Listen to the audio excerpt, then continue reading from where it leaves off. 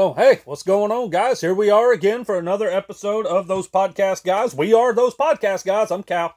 I'm Ian. And on today's episode, we're, for you guys that like your longer content, this is an episode for you. Strap in. Because I got a feeling this is going to be a long one because we are talking about comics. It's pretty much just to kind of show we're not your run-of-the-mill, Marvel or DC fan or anything like that. We like a variety of comics from a variety of different companies and stuff. And so we're basically just going to talk about many different series that we like, that we recommend.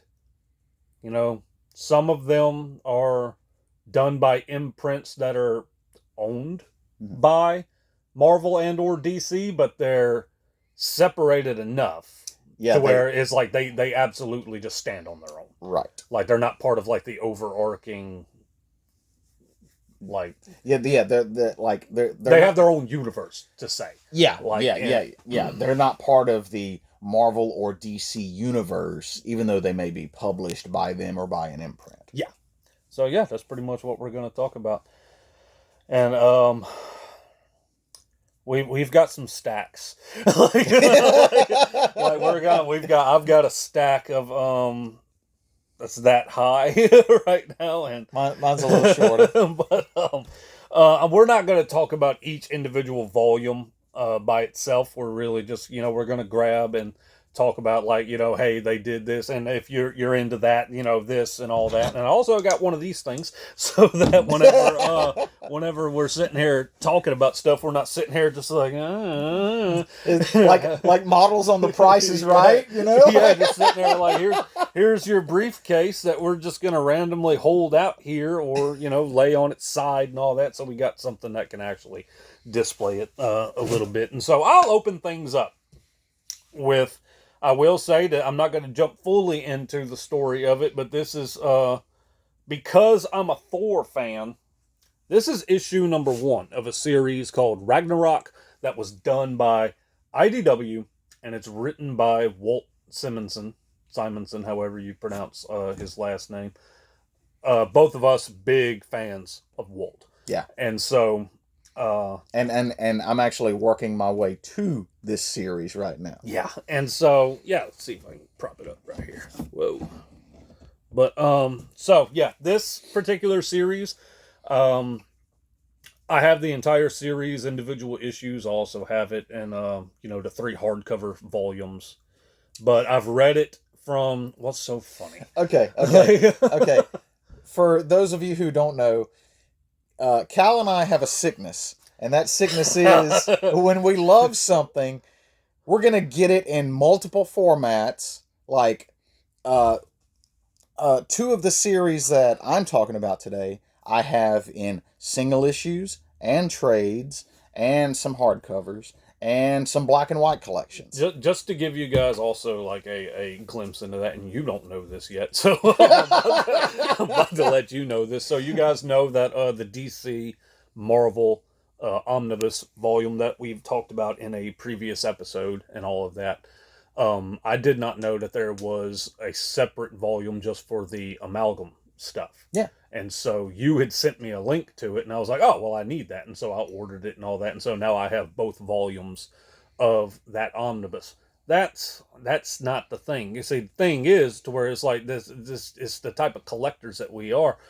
There were Jim Lee variant covers of those 2 omnibus volumes. And both of them are now on their way too. So they're not cheap volumes, but that's just the kind of people that we are, to where it's like, I'm not gonna lie. Like, I will say that originally when I saw the omnibus, I saw the Jim Lee version. Mm-hmm. And I thought that was going to be the only version. So whenever I ordered just the regular omnibus and the actual regular one came in, not the Jim Lee variant, I was kind of like, oh, well, I was like, not too big of a deal. I'll get over it kind of thing. But then, you know, I mean, when you got that itch, that's just, you kind of like, that's the one I wanted though, you know, and so it's like, yeah, so I'm going to have 4 volumes altogether of the DC versus Marvel Omnibus, just 2 of each one. But yeah, that's just how we are. And so yeah, like I collected this as it was releasing back whenever Hastings was open. Um yeah, I was just walking down the rack looking for comics and everything, and I saw this, and me being the lifelong Thor fan that I am, not just with Marvel comics, but the mythological character himself as well. Um, so first thing I noticed was Jormungand. Like, okay, like what's that creature? Then I see Thor swinging his hammer. Like, Thor, okay, look up Ragnarok. Is this a one shot? Is it just based on the Battle of Ragnarok? Writer Simonson. I don't need to see anymore. Like, this is, you know, like I was sold just at the cover. I'm like, this is coming home with me at this point. And so got it, read it, freaking loved it. I loved that story. And so I was like, okay, I'm gonna pay attention to this, and like added it to my pull list and everything. And so yeah, slowly as they would come out, I would scoop them up and read them. And then, you know, as the as you know, I prefer hardcovers as opposed to trade paperbacks. I just always have. I don't really have a particular reason why. I just like them. I just like hardcovers more. Whenever it would release, I don't think no it has released in trade paperback, but whenever they would say, hey, this is going to be coming out, the pre-order is going to be out and all that stuff, like, okay, cool. Like, I ordered it, it came in. So yeah, I have the all the single issues. I have all the 3 hardcovers to it. They are actually releasing an omnibus of the first 3 volumes, which I'm going to order that as well. As will I. And then they're coming out with a 4th volume. I say they, like I'm talking about IDW and Simonson. But if you want to check this out, it's really, really cool. Just gonna go ahead and let you know, volume 2, you're not gonna get it cheap. Yeah. I'm just throwing that out there. Like, I don't know what is so special about volume 2 of the collected versions, because you look at volume 1 and 3, pretty average prices. I mean, they you know, depending on like the wear and tear of it, they average from like $24 to about $40 or something like that for volumes 1 and 3. Volume 2, I've seen them listed as high as like $300-400. Okay. And they're not signed or anything. Right. And it's just like, I'm sitting here looking at it like, why? Like, I mean, I've tried to do research on it to be like, what is so special about volume 2? Was it a limited run? To my knowledge, there isn't a trade version of it. It's only that hardcover. So if you want to jump into this, you're better off looking on eBay. There's a decent amount of eBayers that have the entire run single issues, like for a decent price. I would definitely start there, because if you're the type of person that's like, oh, I want to have this collected version, you might want to be on the lookout. Just follow Walt, follow him on Facebook or X, Twitter, you know, follow him on any of his socials, and he'll post like when it's going to be available for pre-order or whatever. Like, he keeps up with all that. But the basic gist of this series is, it's called Ragnarok, but it's basically what happens after Ragnarok. Yeah. I've heard it described as, you know, Marvel did this run of titles called The End years ago, and I've heard this described as Thor: The End. Pretty much. Well, I think we talked about this kind of with our continuity, our head canon. Yeah. To where I was like, to me, like, even though they're not connected because it's different companies and all that, I connect them personally just because of Walt. Right. And so to me, it's like, for Walt's run on Marvel's Thor ultimately leads to this IDW version of Thor. That's just my own personal headcanon. But yeah, it's a real cool series. Again, sorry for introducing you to it, really, because you to read it in its entirety, you're pretty much. I don't think IDW has like a digital search. I don't know if you could find if this is on like Comixology or something like that. I didn't even bother checking into that. Yeah, I don't do digital. Yeah. But yeah, I don't know. So, if you feel like checking it out, by all means, go hunt it down. It's a great series. I've got nothing but positive things to say about it. I've actually spoke with Walt via Facebook Messenger about this before. And so, yeah, one of my favorite comic creators of all time. I could not recommend this more. So go check it out if you get the opportunity. Sweet. Your turn. All right. First in my stack, but not in my heart.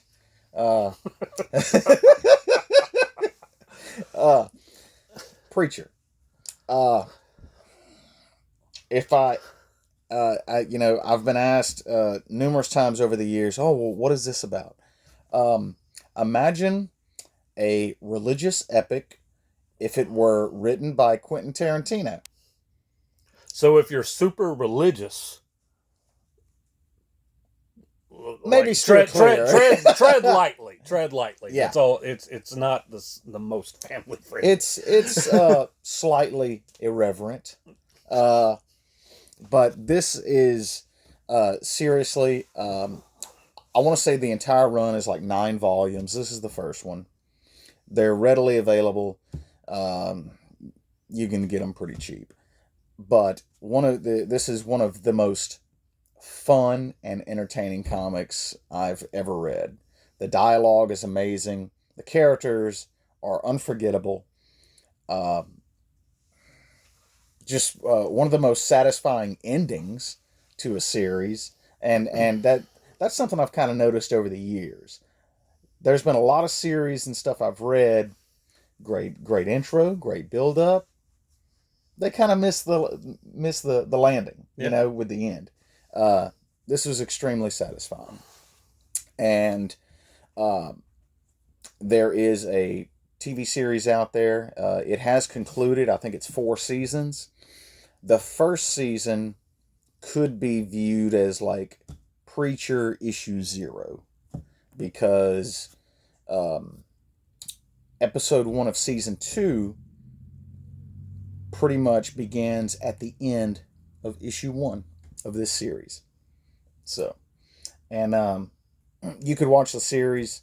It's not really going to spoil anything. They are their own things. They do start together and then diverge wildly, but they're both very entertaining. This is one of my favorite series ever. I know that some readers are sticklers for, the art keeps changing and all that kind of stuff. Same writer, same artist, the entire series. Preacher, check it out. Highly recommended.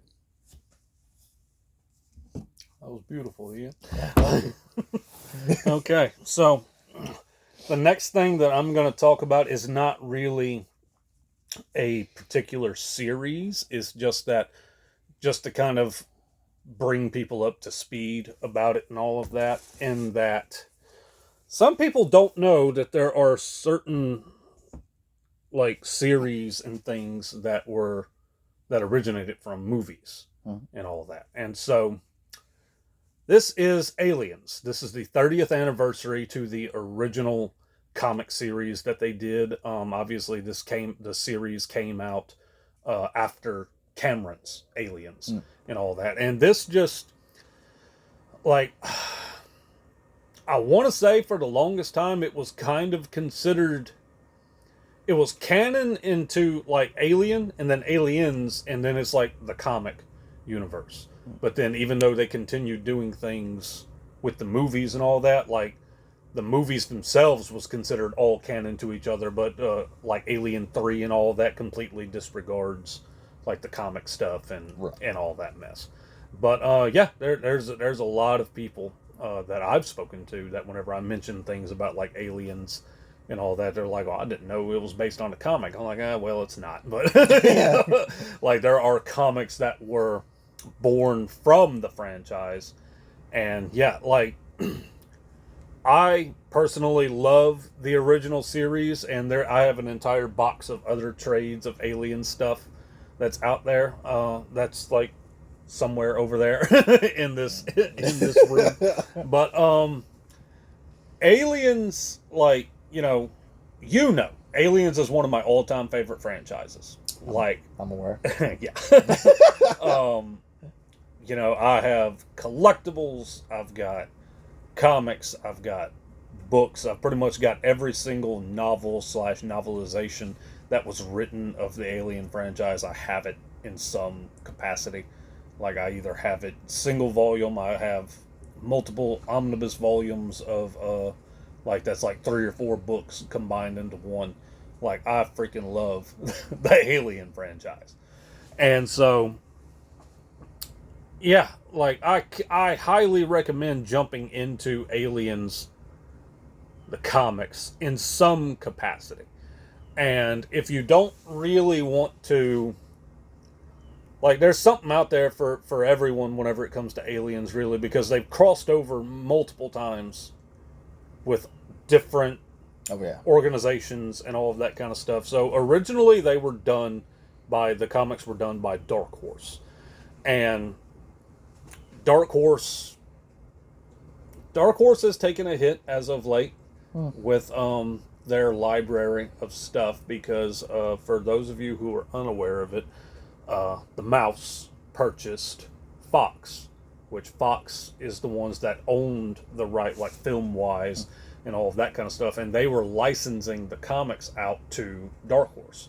Well, now that it's all under the umbrella of Disney also owns Marvel. So now all of a sudden it's like, we don't need Dark Horse for this. We've got our own publishing company. We'll just do it from there. And so Aliens is now currently doing a crossover with certain Marvel titles. Like, they're doing like a Spider-Man versus Alien, a Wolverine versus Predator, because they also have the Predator stuff and everything, which I'm looking forward to reading that one. Wolverine versus Predator. I want to say Hickman is involved with one of these Aliens titles. Yeah. I'm not sure. Which there's an Avengers versus Aliens that I have the first issue. I haven't read it yet, but from what I've been hearing about it, it's not your just run of the mill crossover, like cash grab, like some of them can be. Right. So many crossovers are done to where it's just like, let's get that crowd and this crowd, kind of slap them together. It's a surefire way to make some money. Like, that's all they do. Like, no, like, they're legitimately trying. Yeah. And it's been getting pretty good reviews from what I hear, and so I'm looking forward to checking that out and everything. And so, yeah, as I said, this is just the 30th anniversary to the original comic run. Obviously, like, it's not an omnibus or anything. It's just a hardcover of like the first 6 or 7 issues or something. It's been a while since I've read it. I want to say that this was a birthday present for me from Crystal. Okay. Yeah. Hey, Crystal. Hey, Crystal. So yeah, she got that for me. I'm pretty sure it was her that did. If I'm incorrect, and the person who actually got it for me is watching this, I apologize. But I've slept since then. Like, so yeah. Again, Aliens has crossed over. Like, I own crossovers between, like, Aliens has done crossover with Superman. They've done crossovers with Batman. There's been a Batman and Superman versus Aliens. Like, yep. Like, they've crossed over with a lot of different, like, major companies and all of that. But I highly recommend checking out just the Dark Horse run stuff that they were doing. Like, and if you're not into reading comics of Aliens and all of that, just about every single, or not every single, but a lot of the runs that they did for the comics, they also did a book version of it. Mm-hmm. So if you're just into reading it, instead of like dealing with comics and all of that kind of stuff. They don't need no pictures. Yeah, we don't need read. Like, I've got imagination and all that. Yeah, whatever. So yeah, talked about all of that, like this particular volume, completely in black and white. That's so nice. just throwing that out there. Love the freaking artwork of this.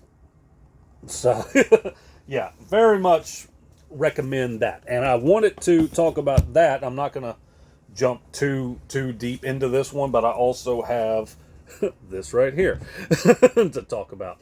Don't fall. So, in the same vein that they did the 30th anniversary of the original Alien series, they also did a 30th anniversary for the original Predator series, which I don't know which one I like more, like this original Predator run or the Alien run. But just like with Aliens, again, it's under the umbrella of Disney, and so also has done a crazy amount of crossovers. Probably the most well-known crossover for Predator is Predator versus Batman, and its sequel, Predator versus Batman 2. Specifically in, like, you know, just not to give spoilers away or anything, specifically in Predator versus Batman 2, he goes up against a Predator that's not playing around. Like, one that's like, I'm not here to hunt, I'm here to make a point. And yeah, like, because I'm not going to get into it because that would spoil like the original one, the original run, and all of that kind of stuff. But yeah, I definitely recommend the Batman versus Predator crossover. If you're into the movies like Prometheus and all of that, they did not necessarily crossover because at the time it was all pretty much under the same umbrella with Dark Horse and all of that kind of stuff. But I have 2 massive volumes that was this big thing between like a Prometheus title, an Alien title, Predator title, and an Alien versus Predator title. And both of those volumes are about twice the size of these. So, yeah. Okay. Very much recommend them. If you're into Alien Predator, check them out. I'm not going to jump any further than that. It's not necessarily a very long, continuous story. Again, there's lots of different crossovers that they've done. It's not really as simple as starting with Volume 1 and then going from there because they do diverge into different, like, I've got like Predator versus Judge Dredd. I think there was Alien versus Predator versus Terminator at one. They've done all kinds of stuff. Yeah. So, yeah, check out the Alien and Predator stuff. Very, very much recommend it. Like, I don't think you'll be disappointed. Just as an aside, real quick, I've read some of the old school, like Dark Horse Terminator comics and some of the Predator comics. Never read any of the Aliens comics. Well, we need to fix that. Well, yeah, no, I agree.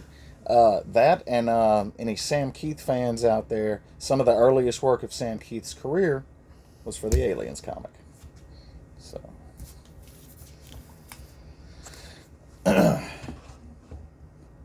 All right. You know it. You love it. Most likely. You damn well better. Just throwing that out there. So, The Crow by James O'Barr. First off, I was a fan of this graphic novel before the Brandon Lee movie was ever a thing. Yes, I'm that old. I wear it well. But, no comment. But no, this actually has a lot of personal significance to me because when I discovered this comic, as readers may be aware, the main character, Eric, he is, him and his fiancée, Shelley, are brutally murdered. Eric returns from the dead, imbued with supernatural abilities, to avenge both himself and his bride-to-be. We're not giving a spoiler warning, by the way, because if you haven't, I mean, it's been around since the 90s. Okay, so, like, it's on you. Yeah. So, yeah, he comes back, and his fiance's name was Shelley. At the time I discovered this, I was dating a girl named Shelley. I got really into it. She read it. She got really into it. It was a whole, like, doomed lovers kind of thing. It was crazy. It's a whole big story, and you're not going to hear about it. So,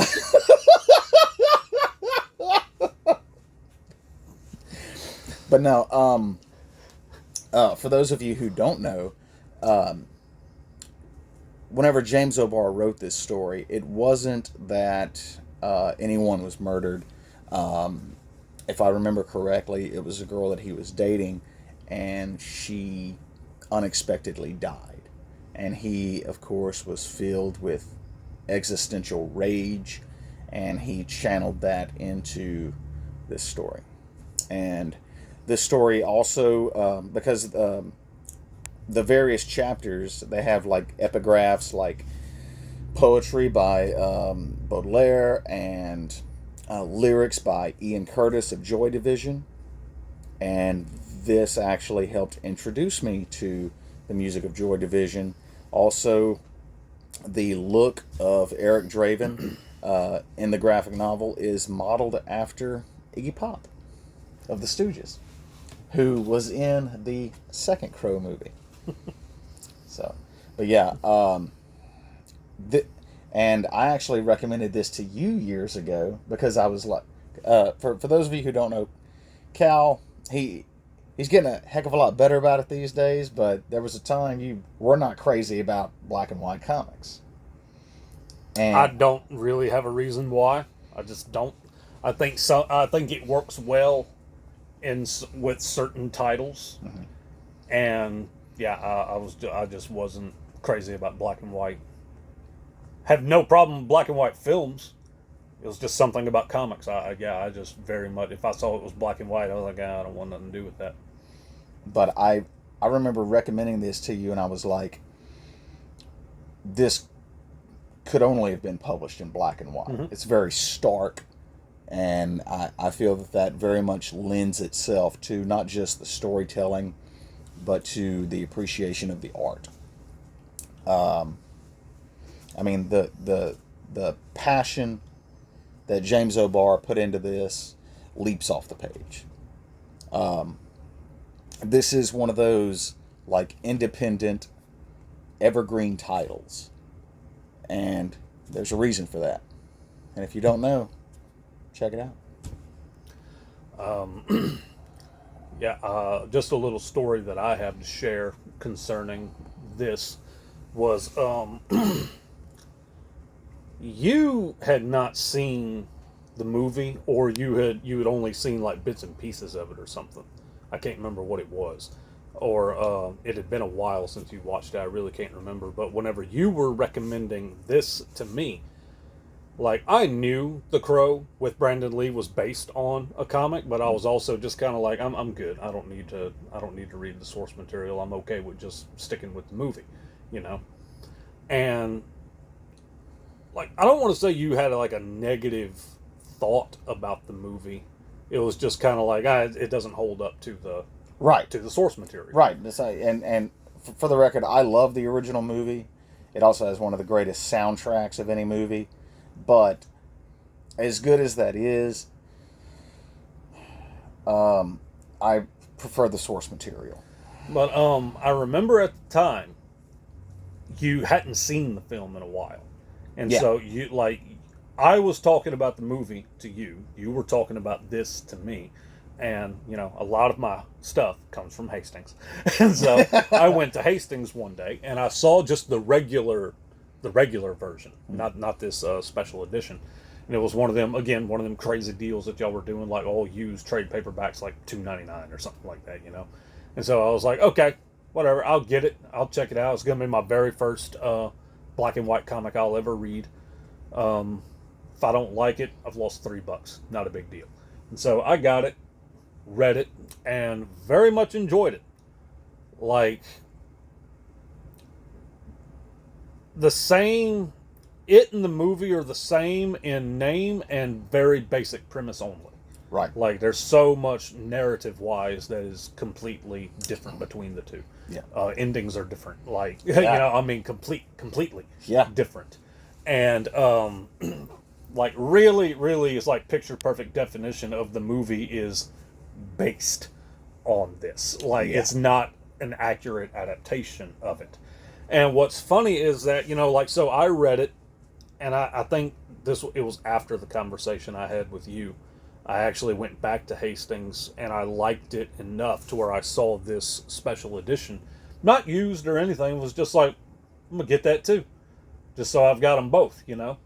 But probably about a day or two after I read the comic, the trade, you had called me, and you were basically like, you know, just hey, based on our conversation that we had before, you know, you were talking really highly of the movie. I hadn't seen it in a while, so I decided to rewatch it. And it was like, you were like, I've got a newfound appreciation for it and everything. You were talking about all the different stuff with the movie and all that. And I'm sitting there listening to you, nodding my head and all that. And you're like, so yeah, you know, all we got to get you now is to read the comic and everything. I was like, well, it's funny that you should bring all that up because I just read the comic like 2 days ago, and so like yeah, it's like that's something between you and me that I'll always chuckle about. That the conversation essentially started with me being like, you need to appreciate the movie more, and it's like you going,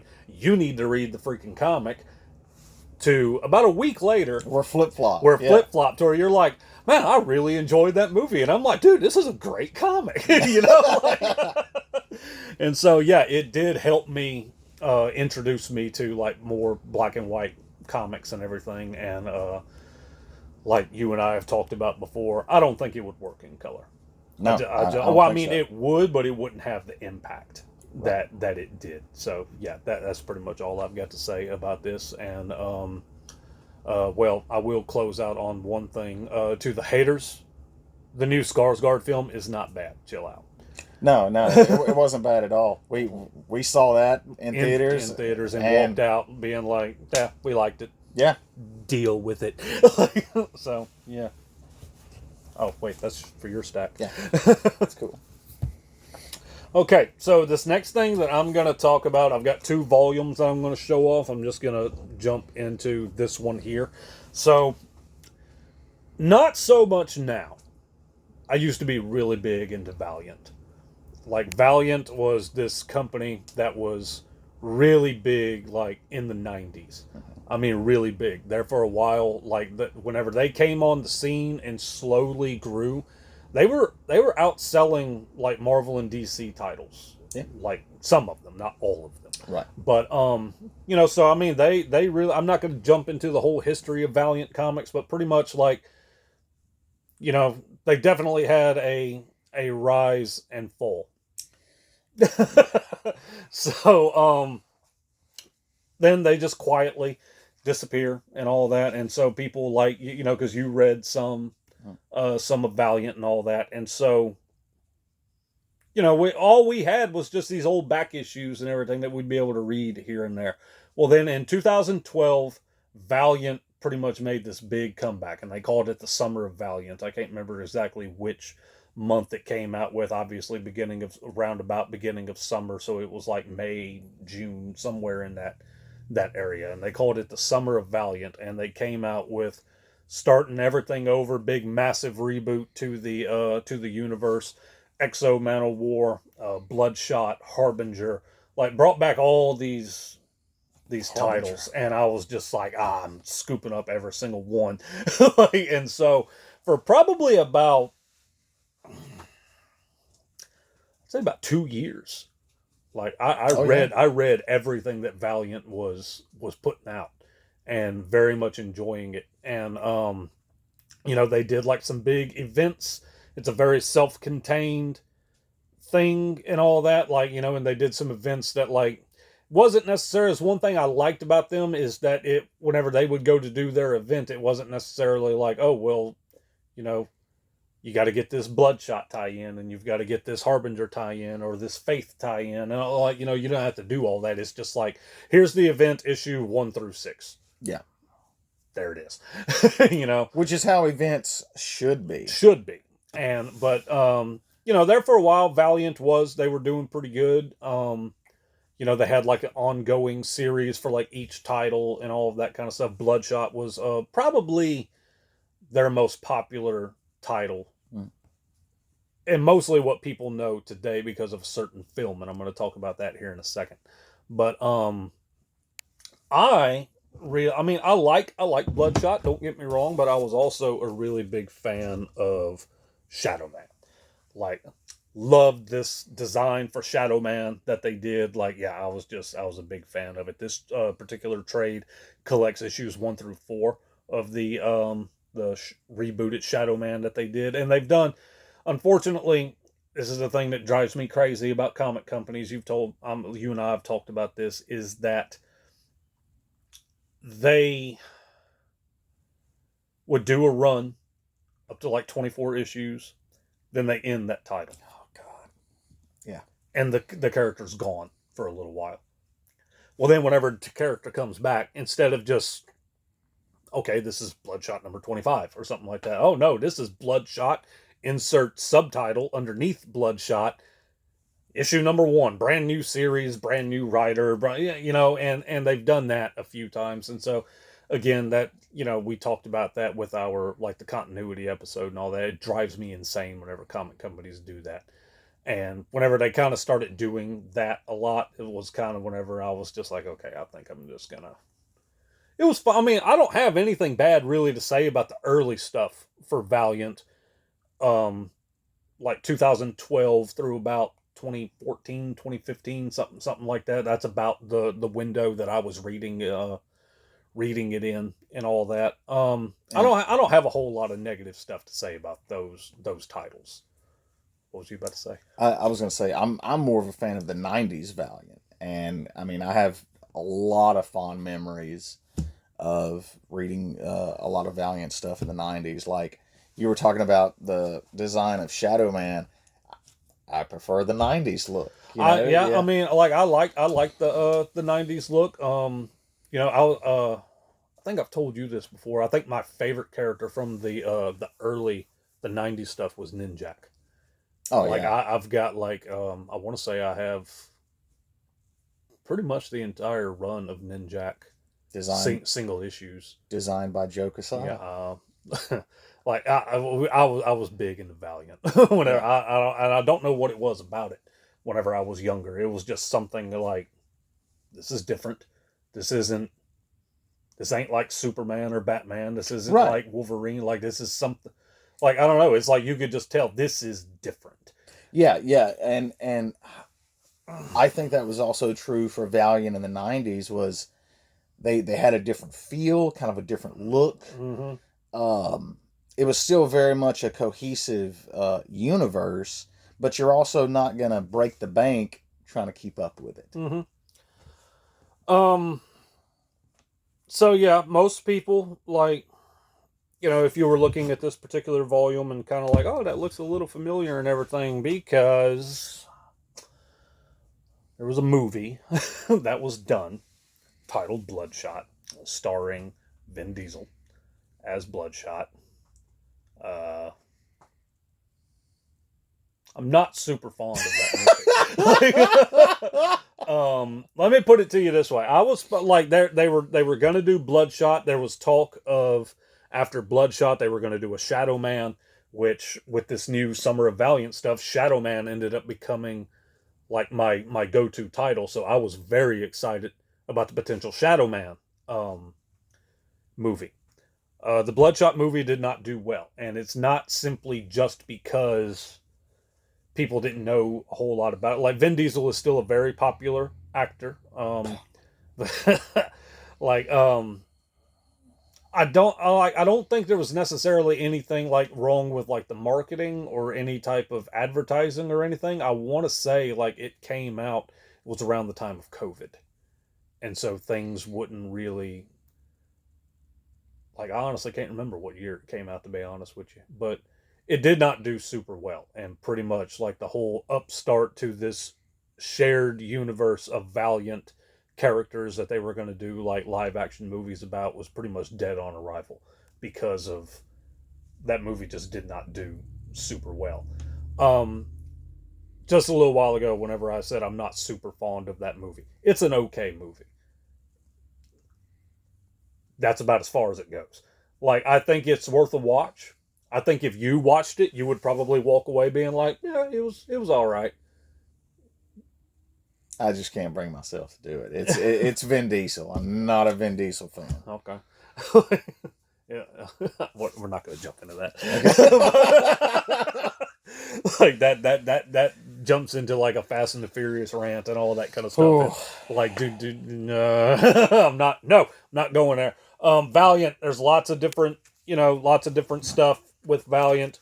Check it out. Go back and check out the '90s stuff as well. You don't have to just stick with like the newer stuff. I want to say they're still putting stuff out, just not to the extent that they were. I mean, there for a while. On a monthly basis, there for a while, they were releasing like 10 different titles or something like that. It was a decent amount. And, it was like 2 or 3 different issues a week or something, just how it was all spaced out and everything. I don't think they're doing to that scale right now. I'm not entirely sure. But yeah, go check out the original '90s stuff if you're into reading like older comics and all of that. Definitely check out. All I can really recommend to you is about the first 2-3 year run of the Summer of Valiant stuff, because that's really about as far as I got.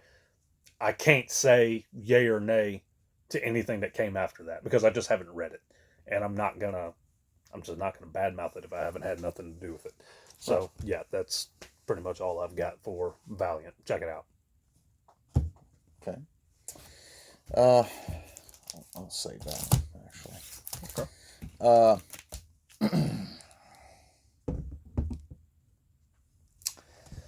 That's what you think it is. Yeah. Like, I did not know this existed until about 2 weeks ago. Yeah. Whenever he's like, "Hey, look what I got," and I was like, "What?" So, as people might be able to tell from like the shirts I wear usually for the show, I'm a big music fan. I am a musician. I play several instruments.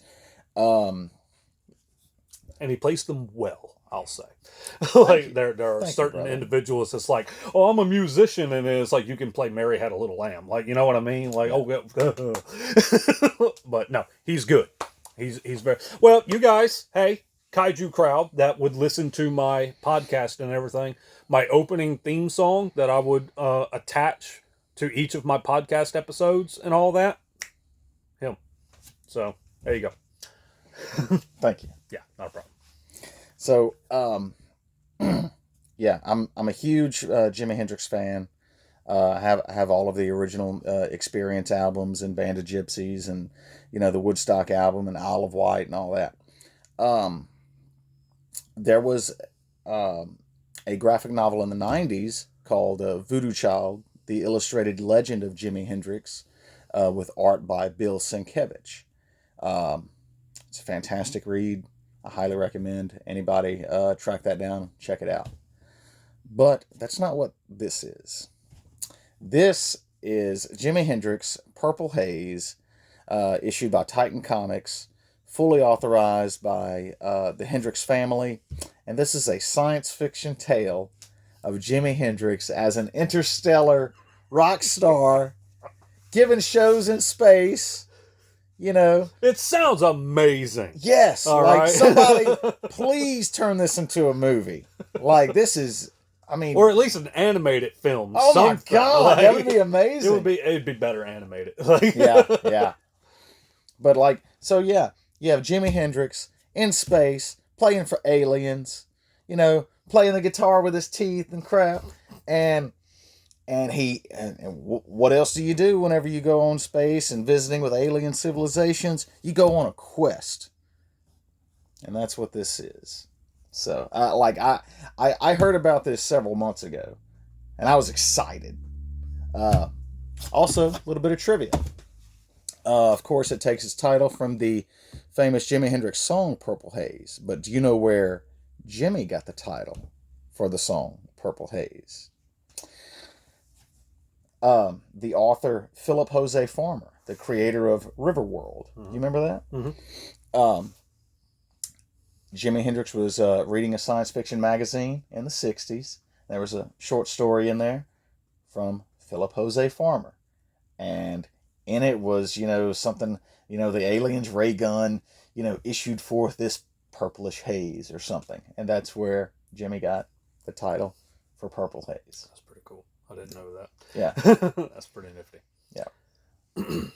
But yeah, and the art in this is actually really good. Um, yeah, it's great. I mean, again, like labor of love kind of thing. It nails it. So, and this is actually like on my computer at work. This is my background.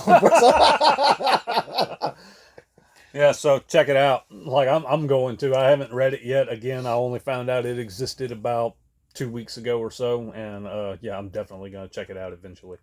Yeah.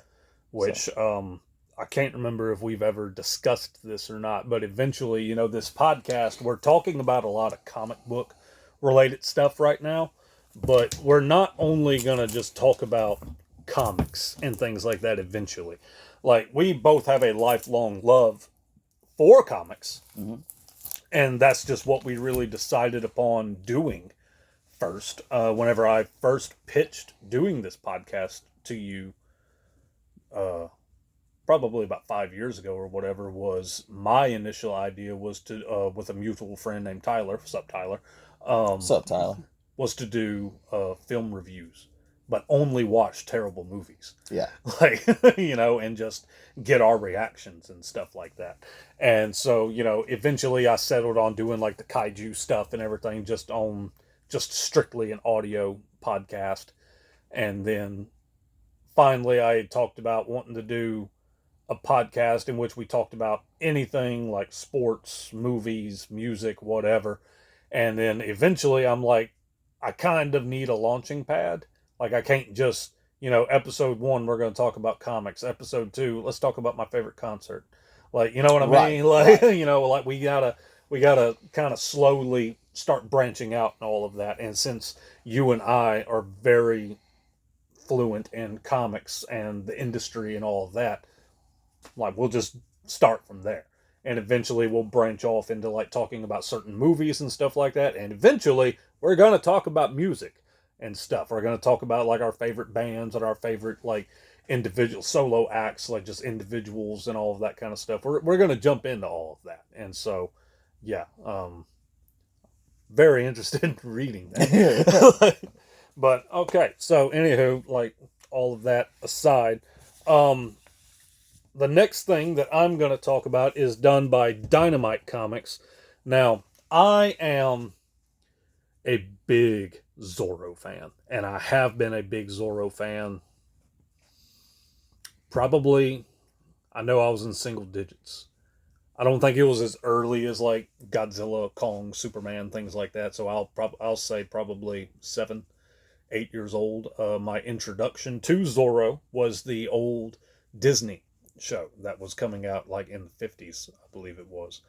And Okay. yeah, that was my introduction to it. And I just thought he was the coolest guy that there was. You know, a little kid seeing him for the first time, like, he has a bullwhip, he rides a horse, he sword fights. Like, this guy's great. Yeah. You know, and Zorro has been around since the early 1900s. There's actually arguments that could be made that Zorro was inspiration for the creation of Batman Oh, I as completely as think we there know is. him. Yeah. And so, yeah, I believe 1919 was the year that the Zorro was created, or maybe 1909.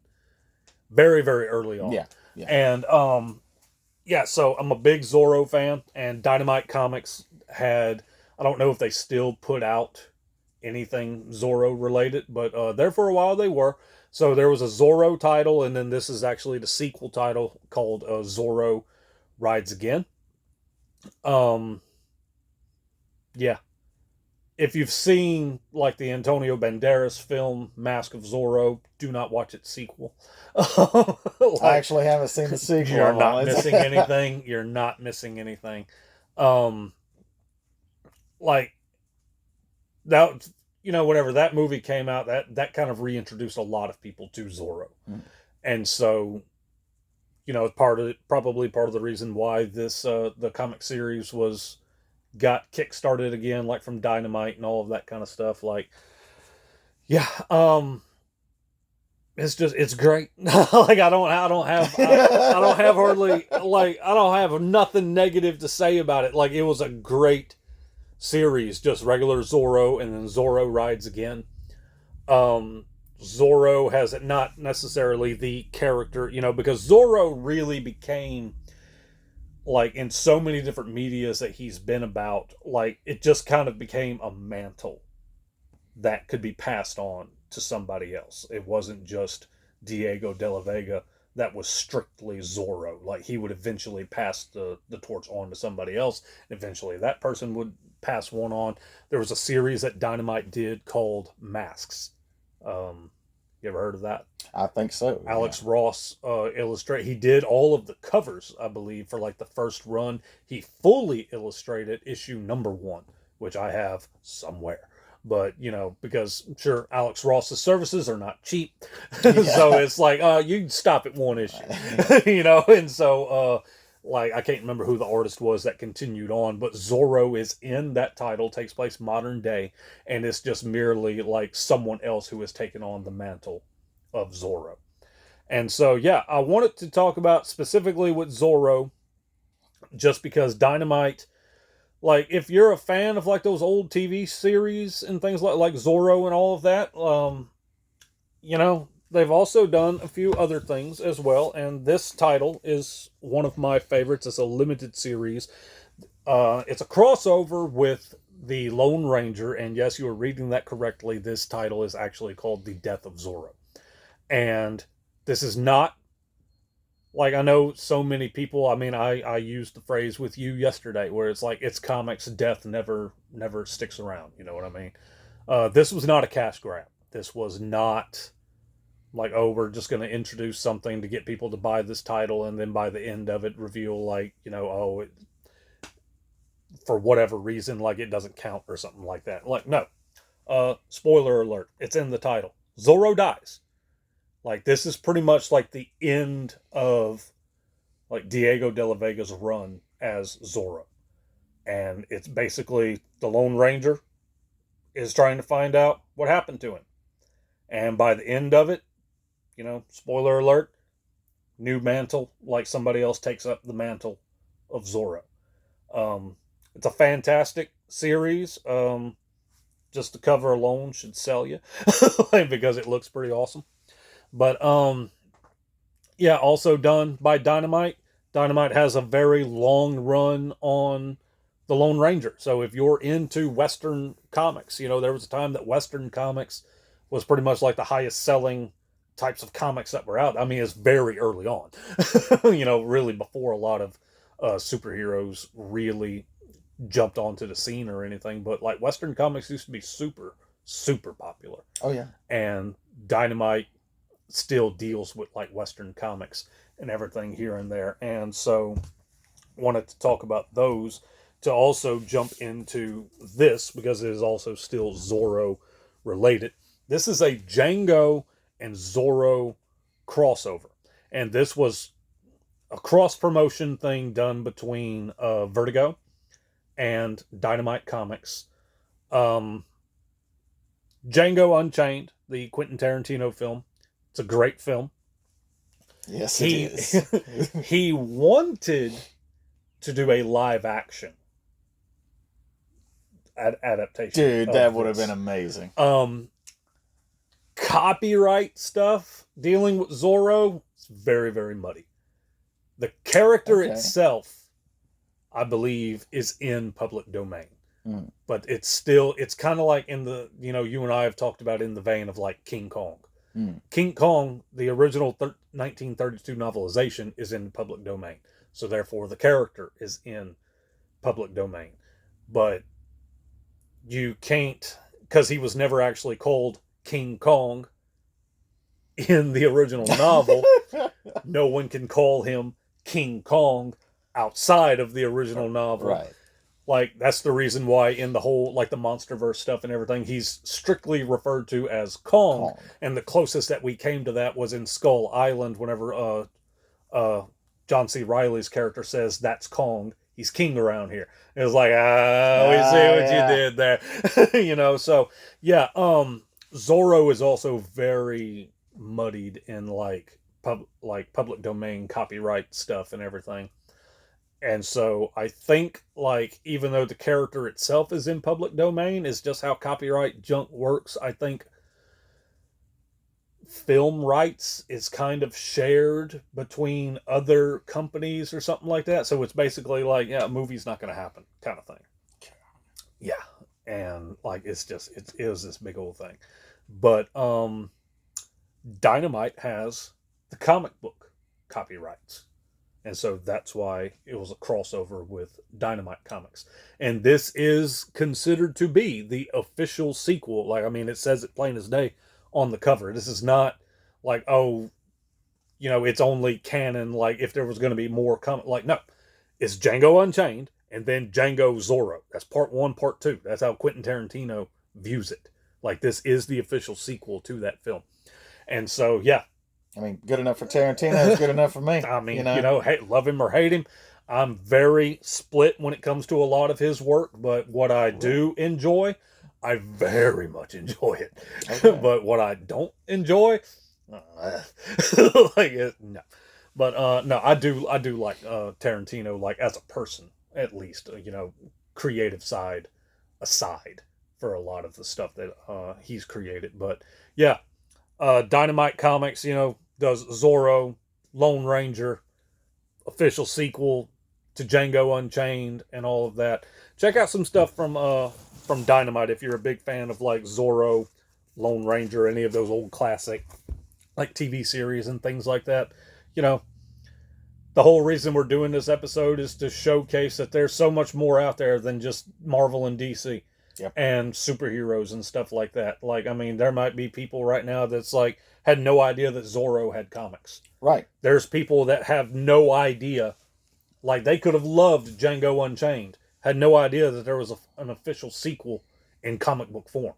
Right. Like, so yeah, definitely check things out from Dynamite Comics. They've got some good stuff. They had like a lot of stuff on like Red Sonja, didn't they? Oh yeah, and yeah, those are fantastic. Yeah. Like sometimes I get some of the companies mixed up, like because certain company, like this company will have the rights for a little while, then this company will have the rights for a little while, and so yeah.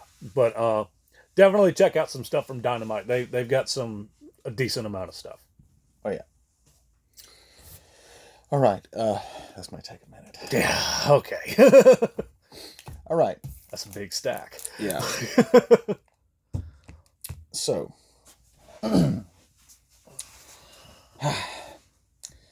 this is first of all, this little segment I'm doing, it isn't about heavy metal per se, but it's about Mobius, and his art he's one of my all-time favorite artists, extremely influential. If you're a fan of the Miyazaki animes and Studio Ghibli, he was influential on them. So, but yeah, like the way American comic readers talk about Jack Kirby, he's the king, all that. That's very much how Mobius is regarded in Europe. Okay. And you've probably seen his. Well, I know you have for sure. But for those of you who aren't aware, he also did a lot of work in film, including the original Alien and The Fifth Element, Tron, and some other stuff. But yeah, one of my all-time favorite artists. His stuff is not always kid-friendly, but the man's imagination knew no bounds. And this touches on something I've gotten into in the last few years, which is essentially bande dessinée, which is like the French like hardcover comic volumes. Mm-hmm. And he did quite a bit of work with Alejandro Jodorowsky, best known for Jodorowsky's Dune. But his own work is extremely dreamlike in nature. There isn't really always they don't read like normal comics. So this is a collection Heavy Metal put out in the early '80s. It's just a kind of a sampler of Mobius's work, and for what I would consider his best work on his own, without Jodorowsky, that would be Airtight Garage. This work was created, like, okay, you know what improvisation is, like, especially in music. You know, people, they make it up as they go. That's what Mobius did with this. Sometimes big in theater as well. Yeah, yeah. This is the first I had heard of anyone doing this in the comic book medium. And this was published originally in Metal Hurlant, the French original version of the Heavy Metal magazine. And it was only published like between 2 to 4 page installments over the course of a couple years. Well, there'd be times, you know, like Mobius just like handed the editor, I believe his name was Druillet, the first couple pages. A couple weeks later, he's like, hey, you know, I need some more.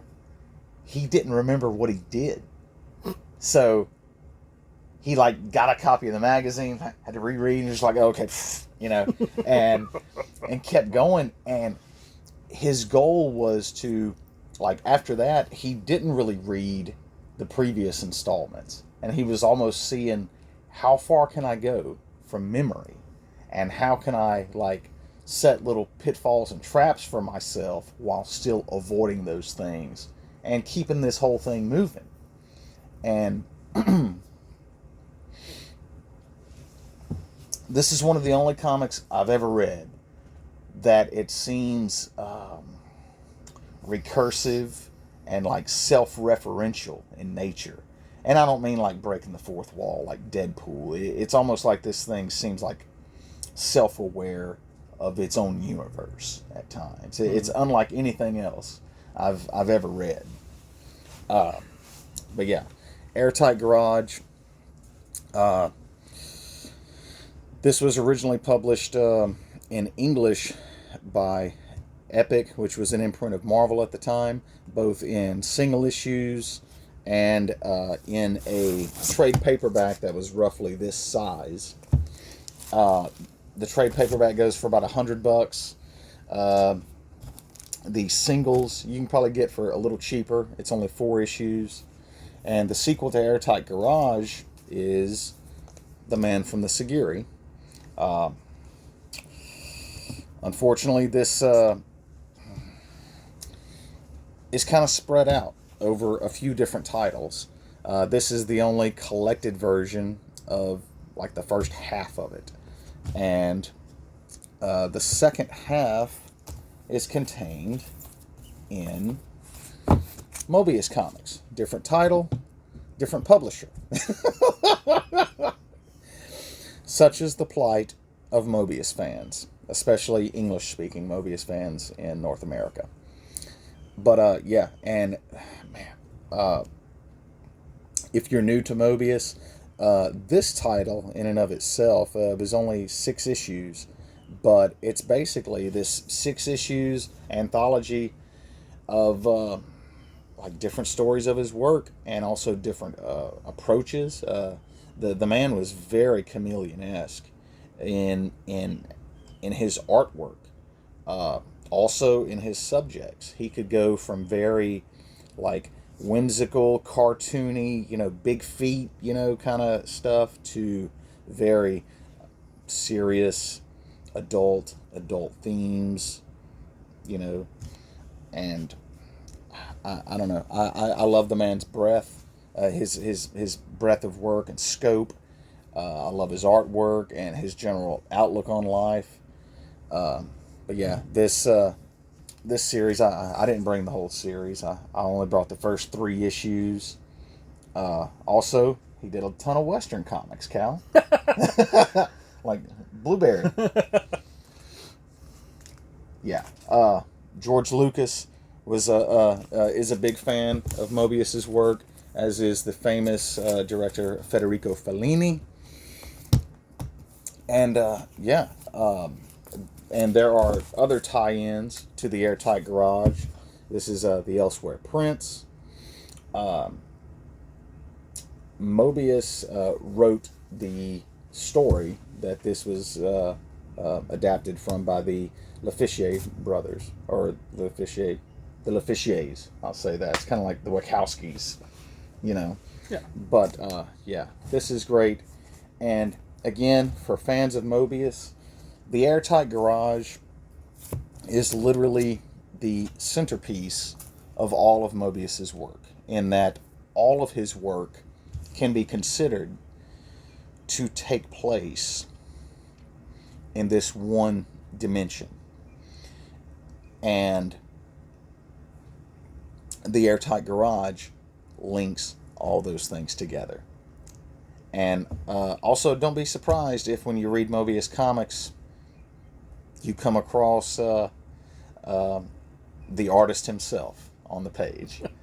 For real, yeah. He did that a lot. Like he would draw himself meeting his characters and stuff like that, and interacting with them. Wow.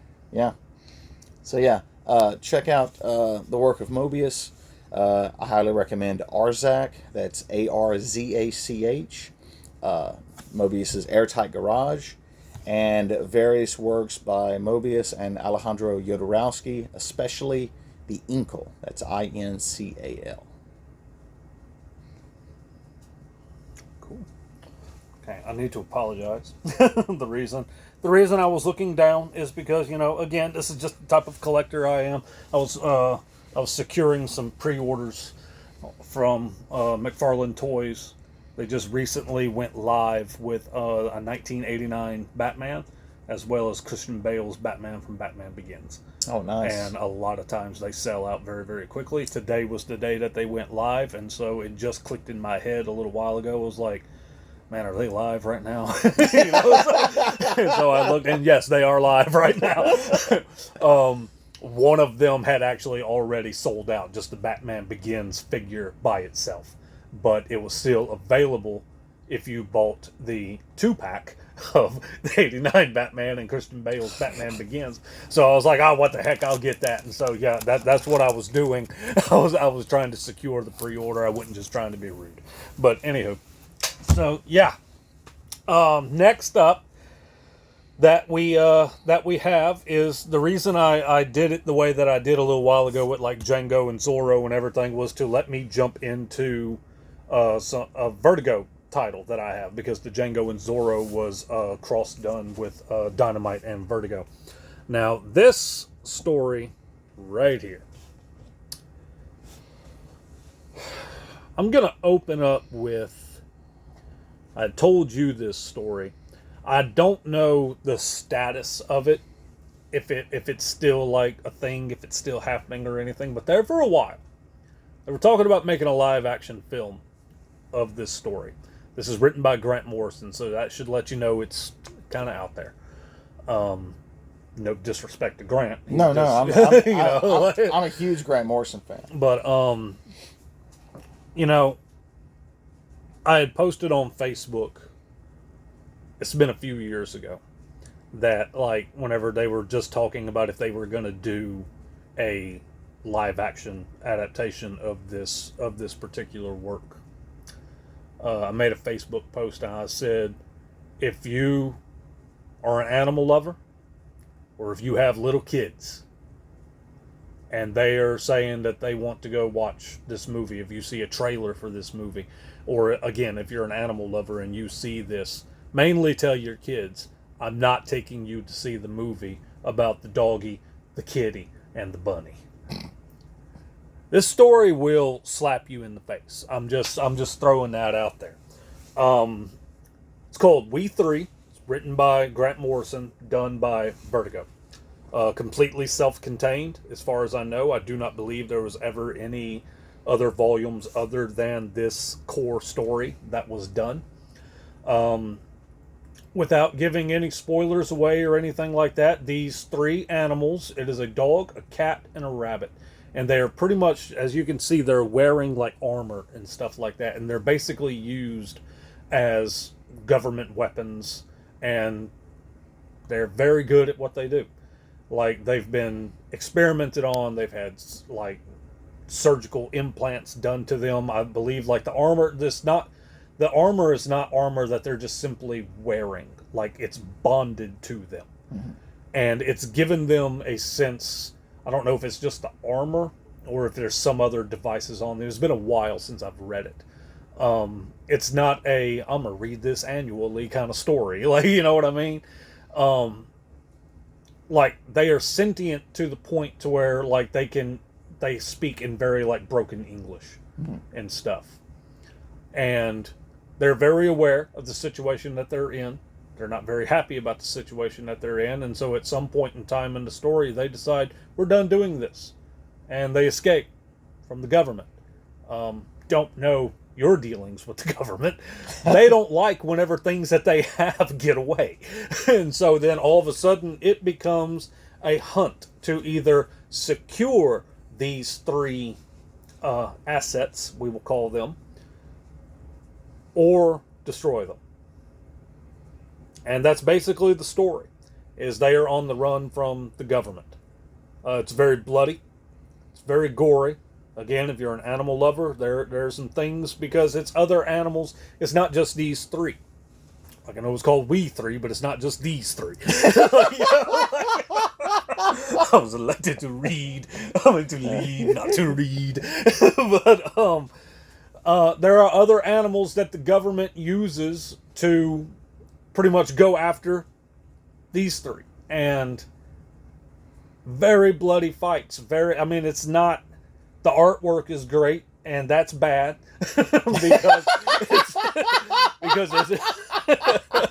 because it's very detailed what happens to a lot of these people and a lot of these other animals and stuff like that. So yeah, it's not for the faint of heart. Just going to throw that out there.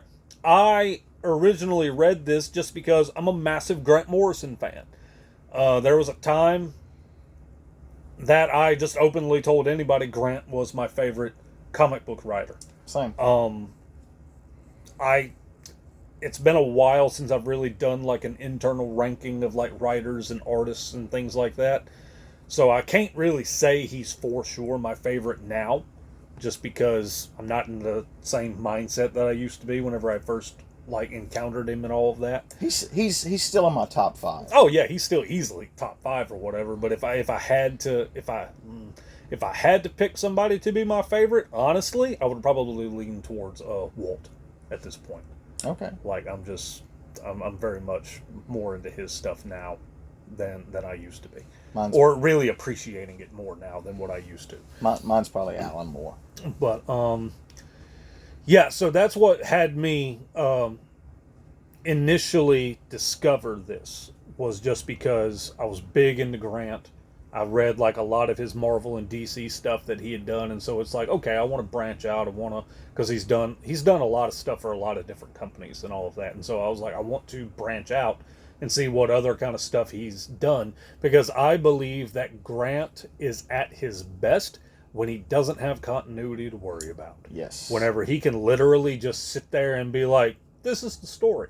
And not even like a story that he came up with. One of the next titles that I'm going to be talking about, it says that it's written by Grant Morrison. It's only written by him in like the format of the comic. The story itself was come up with by another individual. And so even whenever he's writing for someone else, like, I still think that's whenever he's at his best. Because he doesn't have to be confined to, well, I can't have this happen because, well, I can't kill this person, or, you know, can't have this one hook up with this one because he's married to that one, you know, and so yeah, he's at his best whenever it comes to a lot of like standalone stuff. And that's what I wanted to jump into. And so one of the first things that I did was, We Three. Can't remember if I got this at Hastings or if I ordered it or whatever, just found out about it. I knew going in, like, it's pretty rough. So I'm like, okay, like, I'll prepare myself, you know, and all that, because, you know, I freaking love animals. Mm-hmm.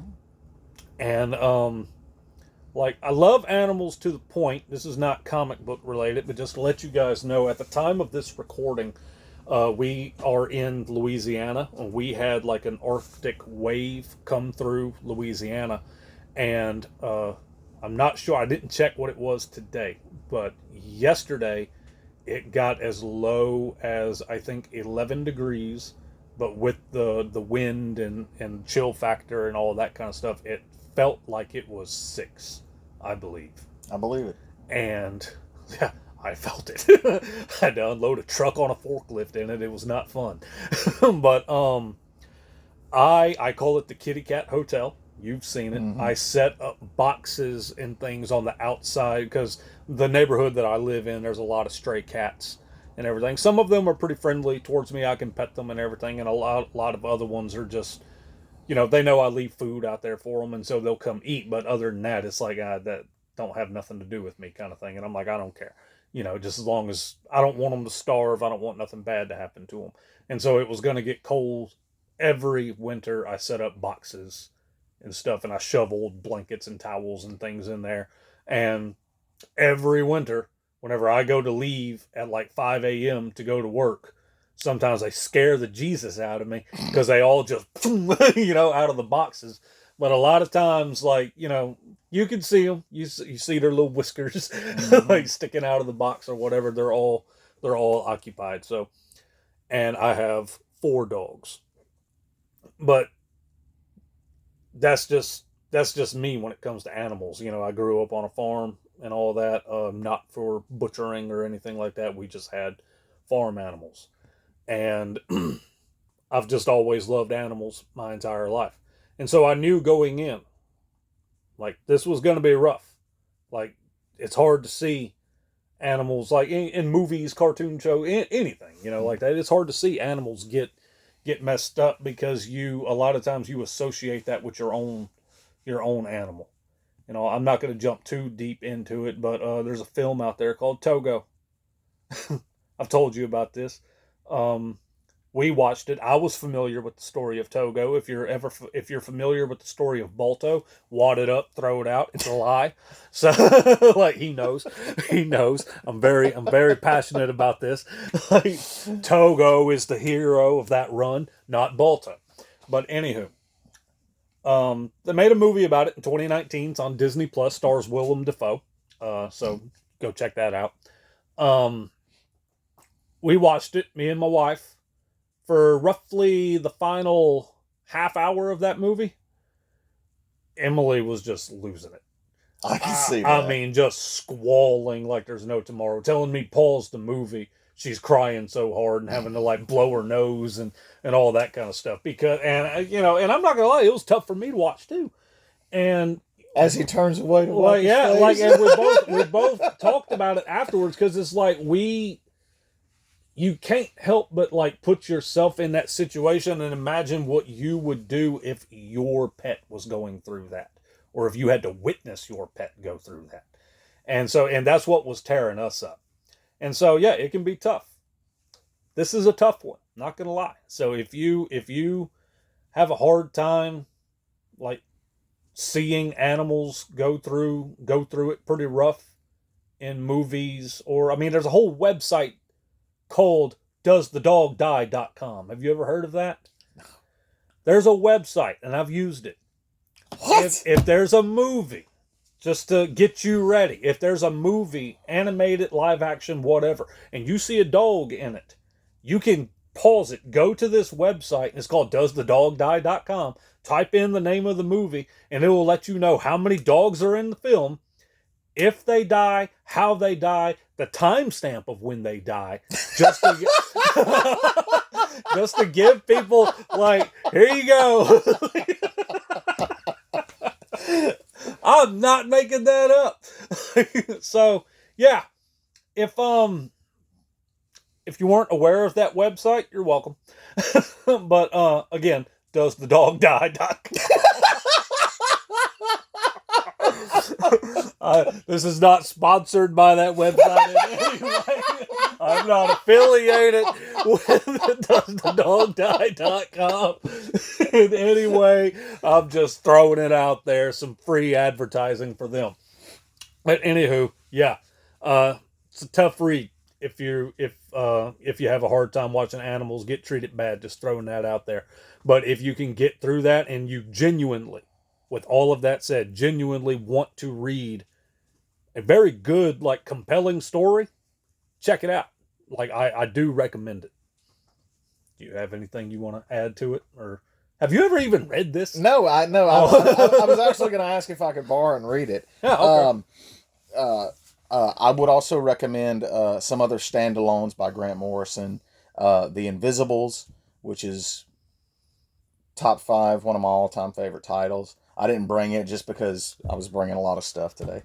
But yeah, The Invisibles by Grant Morrison, and The Filth by Grant Morrison. And it does interact with the DC universe at large on a small scale. But his Doom Patrol run is amazing. I have one of his. Yeah, I got it for you. Yeah, okay. Volume 1. I couldn't remember. Like, so many people get me. But yeah, check it out. I recommend it. Yes, you can borrow it whenever you feel like borrowing it, either if that's today or just whenever. But yeah, check it out. It's called We Three by Grant Morrison. All right. So, this may elicit groans from some people. I don't care. We will fight you. Spawn. You got something to say? You got something to say? We're Spawn fans. We're Todd McFarlane fans. I just did a pre-order from Todd McFarlane while we're doing this episode. Like, we're Todd McFarlane fans. Absolutely. Yeah, I'm a huge Spawn fan. Have been. I mean, I remember grabbing issue 1 off the spinner rack. Yeah, that's back. Yeah, yeah, that's back in the day. And like, I was looking forward to the issue coming out.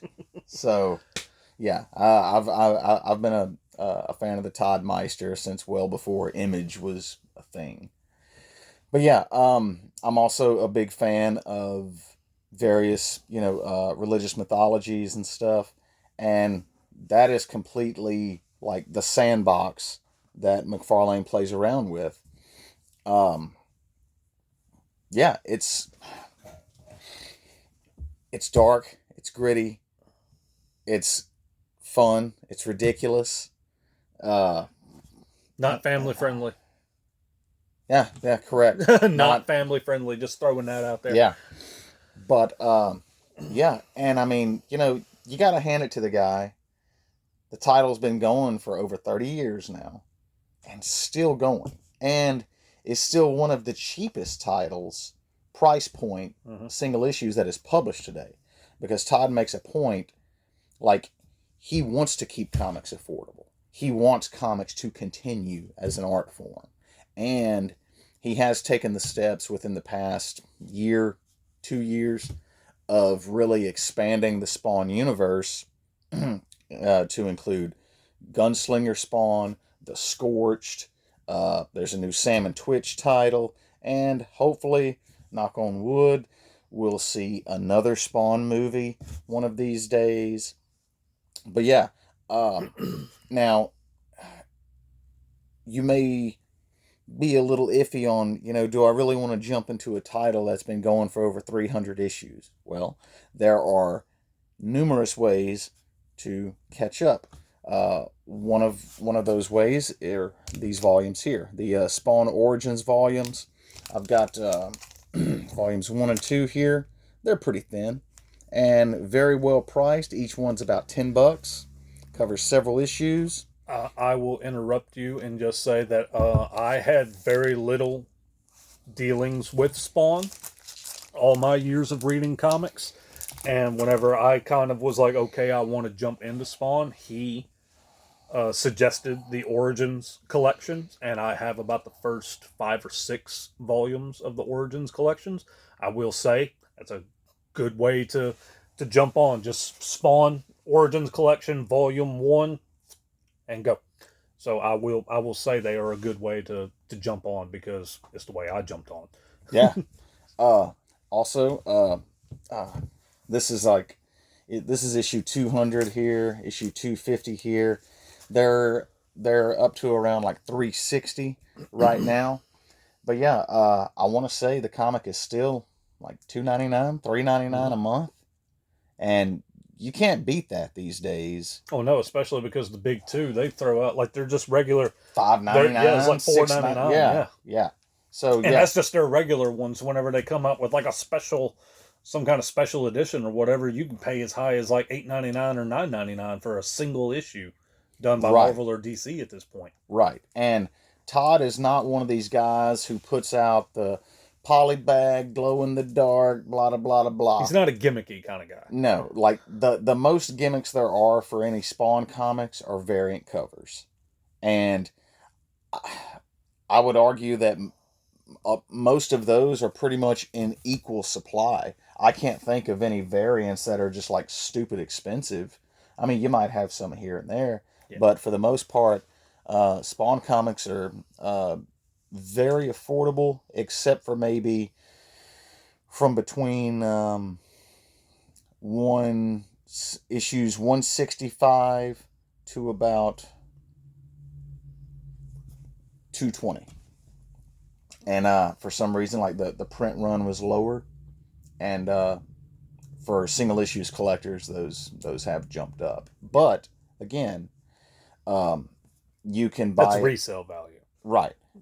Again, if you want to jump into Spawn, you got the Origins volumes. You've got he also sells compendiums, which are like 50 issues to a volume for either. I think they're $50. Yeah, something like that. They're not expensive. Yeah, so it's like Todd knows value. Well, he absolutely knows value. I mean, I'm just gonna, we're big fans of Todd, and I'm not trying to turn this into something, but like, he's currently doing like the McFarlane Toys lines with DC, and he also does like a lot of other, he's got his own Spawn line, of course. He's not going to license that out to somebody else. But like he does a lot of stuff for a lot of different companies and everything. But one of the main ones that he does right now is for DC, and that's the DC multiverse stuff. And that's what I actually was pre-ordering just a little while ago, was from 1989 Batman and Christian Bale's Batman Begins. One thing that I love about Todd, and why I love collecting these McFarlane figures that he does, is because you look at a company like, and I'm not bad mouthing them because I get stuff from them. I mean, look, hang on, okay, we're about to get into the action figure world here for me. But so this is done by NECA. It's a Ninja Turtle, Donatello from the last Ronin. So that's pretty much what it looks like. Very nice looking. Comes in with a decent amount of like accessories, a bow staff, an alternate head, a few hands and stuff like that. I don't know if it says anywhere on here on the box. I would guess it's somewhere in like the 20 to 22 range points of articulation. And all that is just like wrist movement, knee movement, ankle movement, all that kind of stuff and everything. Those figures done by NECA, the average NECA figure $34.99 for that right there. Not a collector's edition, because I'm not going to pull it out, but I do have collector's editions. I have gold labels. They're a tad bit more expensive. But just this regular DC Multiverse Superman figure, $19.99. Yep. Same like points of articulation as that one I just showed you. Gold label. You'll probably pay $24.99 for it. Collector's edition, $29.99. That's his collector's edition. Yeah. Usually a platinum, which is like an alternate color scheme or whatever, that is a little bit more rare and everything. So that's what justifies a little bit higher price for that, is, just the fact that it's a little more rare. But just his collector's edition is cheaper than just a standard NECA Ninja Turtles figure. Yeah. You're never going to hear me complain about Todd McFarlane. Yeah. You're just not. Like, he's one of the best. We're going to do an episode on Todd one day. Yeah. Because he changed the comic industry. He changed the action figure industry. Like, you want to talk about like comic industry in general across its entire history, like top 5 like game changers. He's in that list. I know. I absolutely agree. Like, he's in the list with like Kirby, Stan Lee. Yep. Maybe not like to the extent of like, you know, I don't know. I don't really know how to articulate that, but like he's in the conversation. Well, okay. So I remember whenever Todd hit the scene in Marvel in the 80s. Yeah. Okay. His publishers hated him. Yeah. Oh yeah. But the thing is, whenever Todd hit, it impacted everybody who came after him. They were either, told to draw like him or to very much not draw like him. Yeah. And the same thing could almost be applied for Kirby. Mm-hmm. Okay, but all right, that's so yeah, but yeah, Spawn, heaven versus hell, with humans in between, magic, vampires, the devil. Love it, Todd. We love you. We love you, Todd. Hope you see this. Spawn, check it out. So, all right. So the next thing that I'm going to jump into is, again, written by Grant Morrison, one of his standalone works that he's done. Now, don't judge it based on the title, okay? Because Dinosaurs versus Aliens sounds pretty silly. If I'm being totally honest with you. And whenever I first heard about this story, I was just like, that sounds like one of the dumbest things I've ever heard of. And then it says written by Grant Morrison. And I'm like, you have my interest. You know what I mean? Yeah. Like, you see Grant's name attached to something as that's what sets the tone between like, what is this childish nonsense? Grant Morrison, I'll check it out. And so, yeah, I've only read this one time. It's done by Liquid Comics as well as Dynamite Comics. The story was not actually thought of, to my knowledge, by Grant Morrison. It was written by, or the story of it was come up with by another individual. And then whenever they were gonna turn it into a comic, they handed it to, because again, just because you're able to come up with a story on your own doesn't mean you can translate that into comics. Well, I may be wrong here, but I want to say Barry Sonnenfeld was the director of the first Addams Family movie. I'm not sure if he was or not. I believe so. Okay, but verify that. Look, we're recording. We can't. Jump, you monkeys, jump!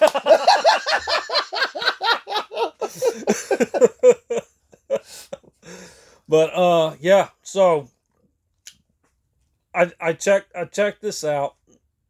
I'm like, okay, Dinosaurs versus Aliens, written by Grant Morrison. Let's see what this is about. I'm gonna go ahead and let you guys know. It's a very fun read. It does end on a cliffhanger. To my knowledge, there has never been a volume 2. Boo. I don't know what the deal was. It's been a number of years since the last time I checked on anything concerning like volume 2, or if there was a sequel in some other capacity or whatever. But yeah, it does have a cliffhanger ending. Again, if you're not super familiar with Grant Morrison, this is whenever he's at his best. He's not tied down to any type of continuity or anything like that. So if you want to jump into, like, I think this would be a good introduction to Grant. Like, just letting you kind of see how wordy he can be, like how like a lot of his dialogue can be and all of that kind of stuff. Because, you really dive into... There's probably people watching this right now that's rolling their eyes saying, oh God, I can't stand Grant Morrison. Like, you're wrong. But Grant is a very polarizing guy in the comic world. I mean, he's very much a you love him or hate him kind of guy. And, we love him. And if you don't, you're wrong. You are. That's just all it is to it. But I think this would be a good jumping point if no one's ever really tested out Grant, and you want to see other than like his Batman, Superman stuff and all that. Because Yeah, I'm sure that, Batman, Justice League. yeah, I mean, I'm sure people have like, if you've read comics like of the big two, you know, you probably didn't pay any attention to, oh, this is written by Grant Morrison, but you've probably read something by him at Right. some point in time. But if you want to check out some stuff that's away from the big two and see like how he can be just on his own, not tied down to any continuity or anything like that, I think that this would be a good starting point. Again, has a cliffhanger ending, so, and to my knowledge, there has not been a sequel, so get ready to get ticked off in that regard. But yeah, it's pretty good. You've never read this, have you? No. Do you have any desire to read it? Like I might actually. or does it, Grant or not, is just a little too kooky for you or something? Okay.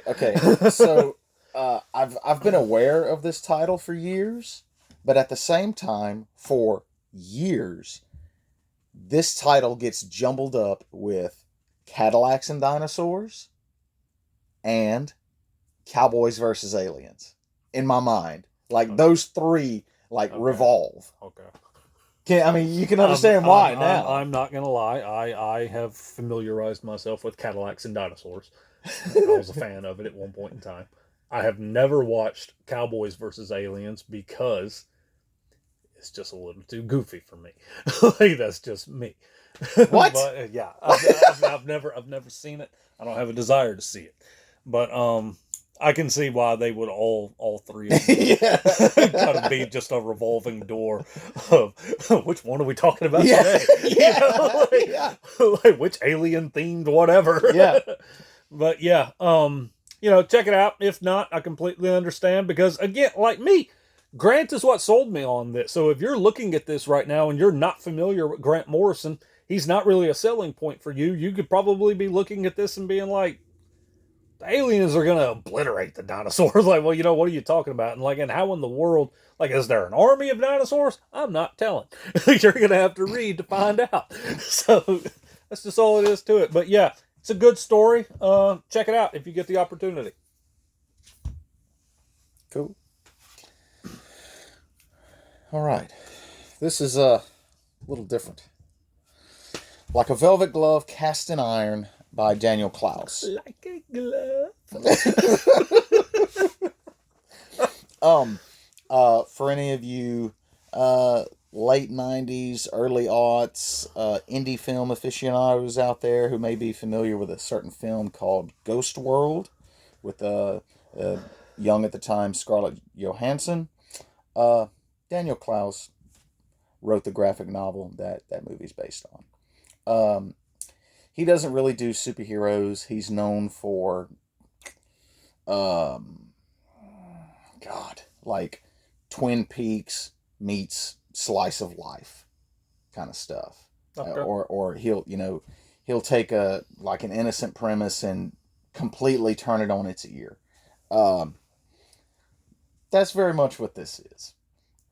This starts off as a guy in a movie theater. He's watching a very obscure indie film, and on the screen is a woman he knows. He thinks that's his wife or former wife. Yeah. Okay. And it's this homemade film. It's not a snuff film, or is it?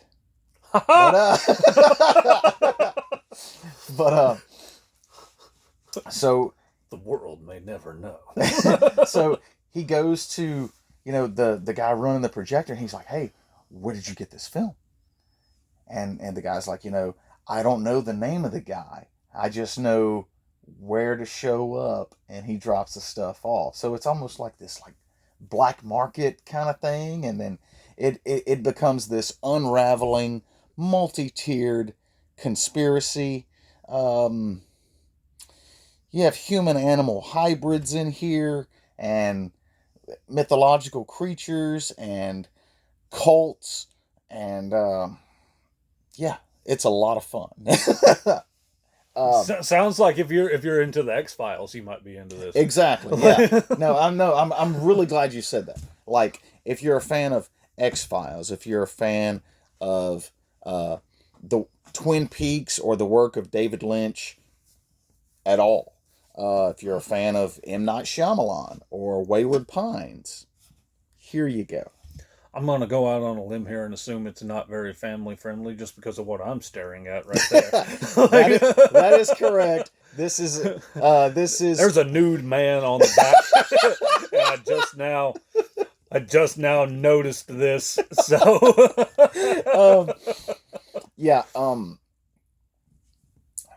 this is not for children. But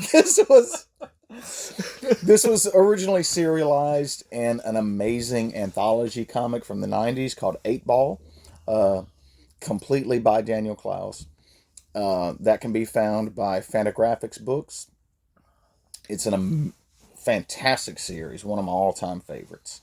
I love like the strange black and white indie stuff from the 90s, and this is kind of one of those stories I've used before to challenge people, where it's like, oh, you don't like comics? And they're like, yeah, superheroes, no, I don't, that's childish. I'm like, okay, check this out. Mm-hmm. And they're like, whoa. Yeah. Yeah.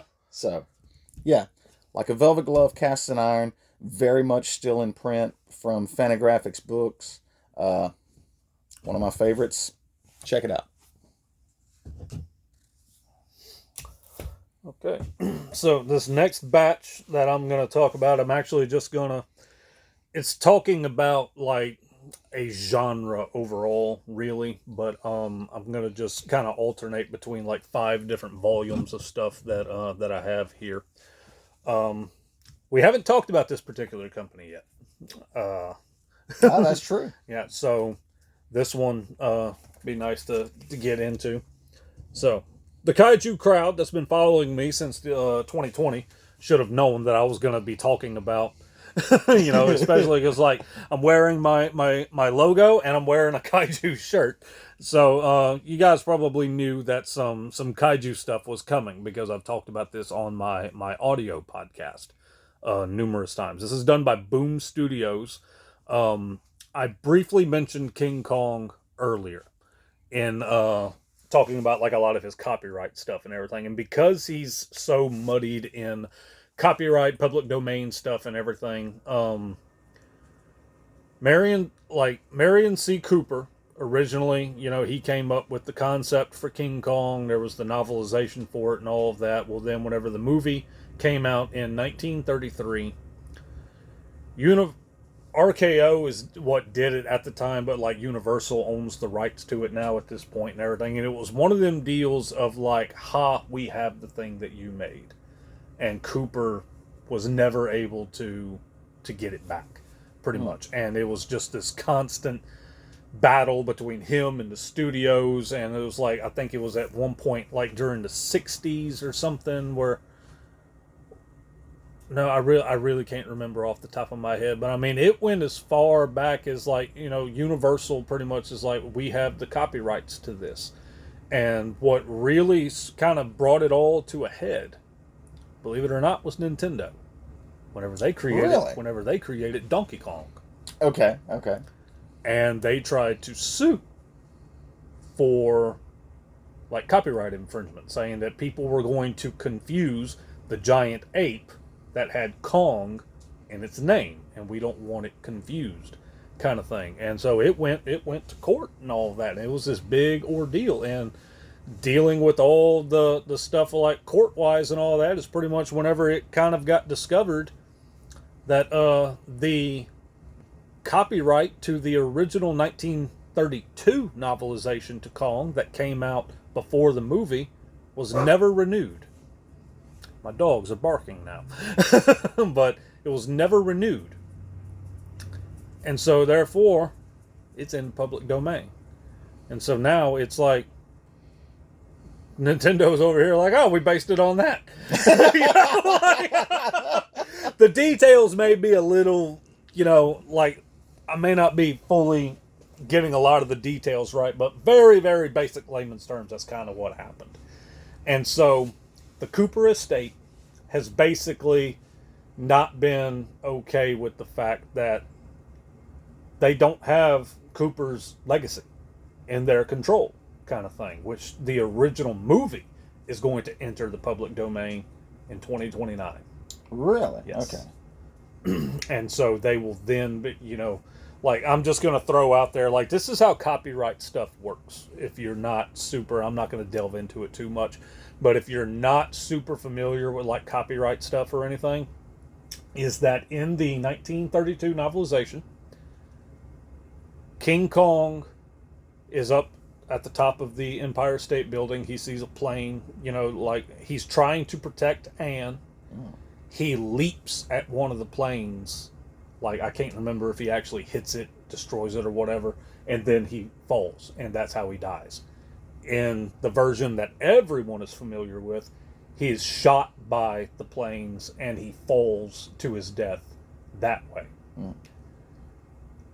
Universal owns the copyrights to that version of the death, because it was original to the movie.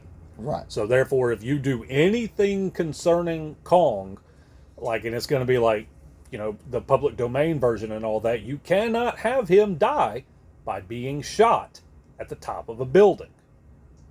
Like, you can have him die in any other way, or you can have him leap to his death like what happened in the novelization. You Right. cannot have him get shot and die and then, like, fall off, because that was exclusive to RKO/Universal. That's how tedious copyright stuff can be. And so this particular title, which is called Kong of Skull Island, this was the Cooper estate basically saying, we're going to try to differentiate Cooper's stuff from the Universal stuff, the Warner Brothers stuff dealing with, like, the MonsterVerse and all that mess and everything. They got a guy by the name of Joe DeVito. He's a very good artist. He has a lot of great artwork. And he and some various writers here and there and all that, to where they've done, like, official sequels to Cooper's King Kong. They've done prequels to it. This itself is a prequel to Cooper's King Kong. It shows how the islanders pretty much get to Skull Island. There's an entire race of the great apes. It shows, like, how they go extinct, and pretty much how Kong is the last one standing and all that, which then jumps into the movie. And then they've done some sequels since then. They went as far as to, since the original novelization is in the public domain, they did a full rewrite of that novelization, retitled it to Marion C. Cooper's King Kong. Nice. And added in some chapters and got, like, some more, like, just some more original ideas and all that kind of stuff. They very much created an entire shared universe, all because of this nonsense that went down between, like, Cooper and RKO and Universal and all of that kind of stuff at the time.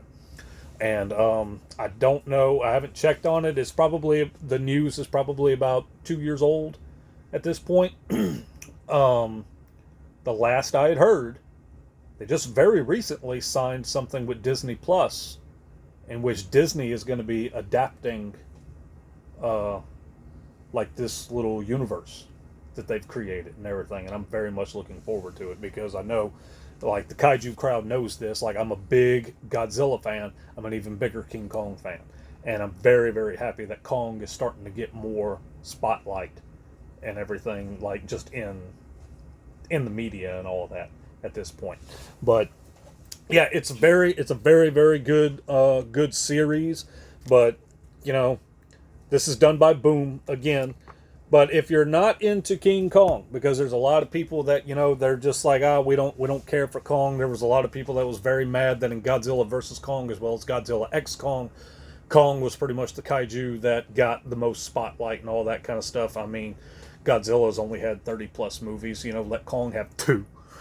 you know, here lately. But if you're more into Godzilla, you know, and a lot of Godzilla fans are probably very, very aware of this, Godzilla has a whole slew of comics as well, and they've been published by IDW. This particular one is one of the more well-received ones and everything. It is done by Matt Frank. You've heard me talk about Matt Frank numerous times. Matt Frank is in my top 3 favorite comic book artists of all time. And high praise. A lot of times whenever you think about like a comic book version of Godzilla, it's Matt Frank's artwork that pops up into people's minds the most. You may not know that Matt Frank is the one that did it, but yeah. So this particular volume is called Rulers of Earth, and it's just, if it was a Toho kaiju, it's in there. Godzilla's going up against them. And I'm not going to give no spoilers, but for those of you that are also very aware of the 1998 Godzilla film, that is an entirely different kaiju. It is not Godzilla. Its name is Zilla. It is also in here. And so, yeah. Like, Godzilla has that line as well. Like, they just very recently did, like IDW did, like, you know, Godzilla is currently going through, like, this big anniversary, you know, 70 years of Godzilla and all that kind of stuff. And so this particular volume, it's a hardcover. It's just a mix and match of like an issue here and an issue there of like various series that Godzilla's been involved in and all of that kind of stuff. Godzilla has been in a number, like Marvel Comics has published Godzilla stuff. They're actually fixing to be publishing some more Godzilla stuff. Godzilla's going to be doing some crossovers with a number of Marvel heroes and stuff like that here pretty soon. There is a Godzilla title being published right now. That one, I sent you the pic of it. It's I think it's Godzilla Masterpiece Theater by Tom Scioli. Yeah. I have the omnibus for the original Marvel Godzilla comics. I had to jump on that as soon as they released it. Here very recently, like they just did like Godzilla versus Kong versus Justice League, or it was Justice League listed first and everything, in which they did like this whole, you know, the Justice League is going up against Kaiju. It's based on the Warner Brothers Monsterverse version of like Godzilla and Kong and all of that.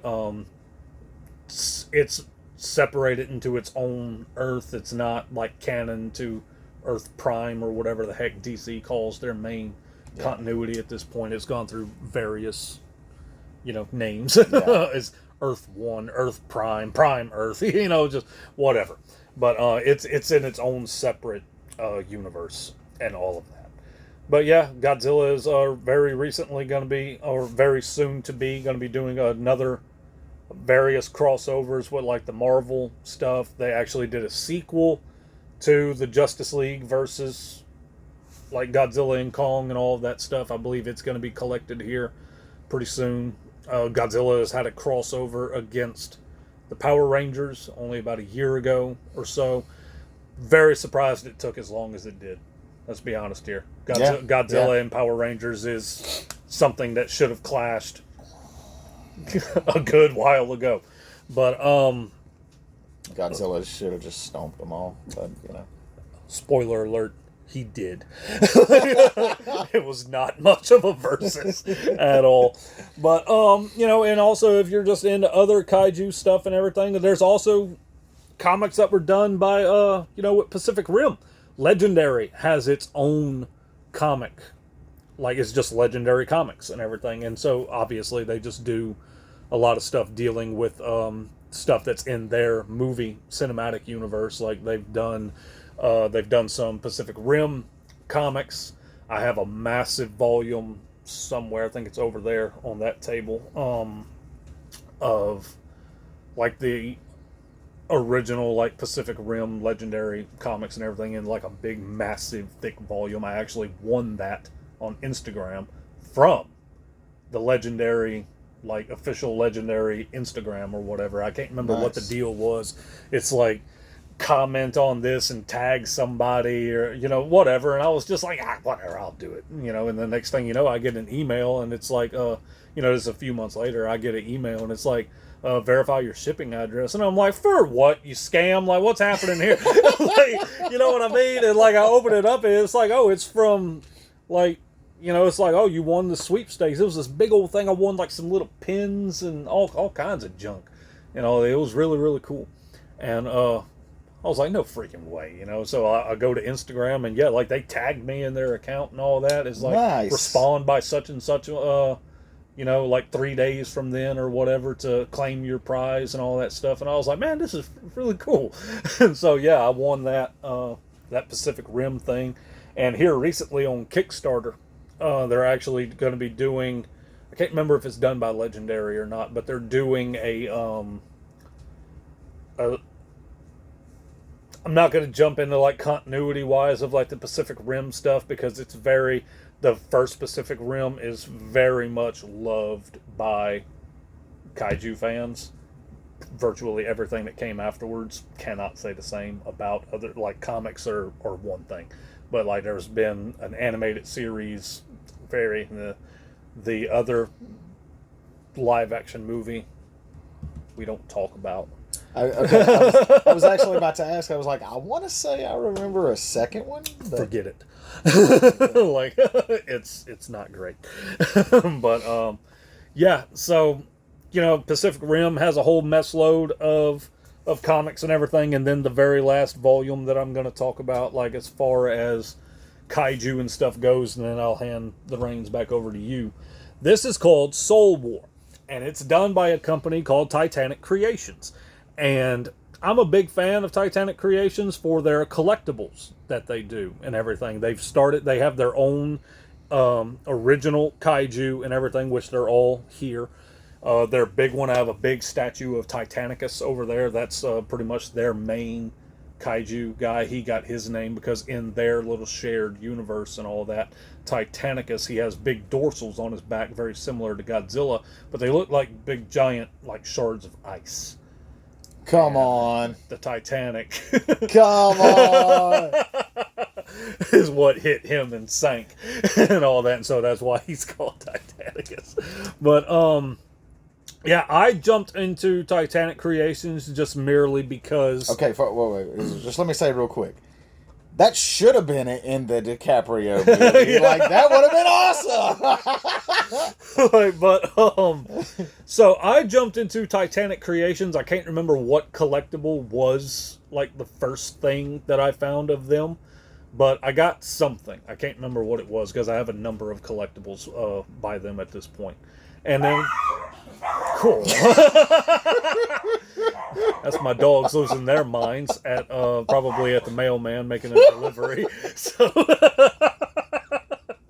I about jumped out of my skin with that. I'm probably not going to edit that out. I'll just leave that in. Come here, you little twerp. Come here. Y'all want to see the culprit? Here's one underdog. And this one little fat dog, she's probably not going to jump up. All she's good at is yelling, "Come here, come here." She's not gonna. She's not gonna do it. But anywho, yeah, very, very fearsome guard dogs that I have here. But so yeah, I hear more noise happening. So yeah, basically, I can't remember the very first collectible that I got from these guys. But whenever I went to their website, I saw that they had a trade paperback of their own original, like, kaiju stuff. I got a few of their own original kaiju stuff. But here recently, they've really started branching out into licensing. And they're doing, like, the kaiju crowd will know about this because I've done full-fledged episodes on these particular kaiju. But, like, Yongary, Gorgo, Pulgasari, like some, Korean kaiju stuff and everything. They've done collectibles of them. I've got 2 of the Pulgasaris up there. I've got a Yongary right there. Matt Frank did the artwork for the boxes and everything that was on them and all that, like that Yongary right there. That's Matt Frank artwork. And yeah, like just jumped into it and everything. I was like, okay, I'll check these guys out. And so got this. Like, I really like them. um,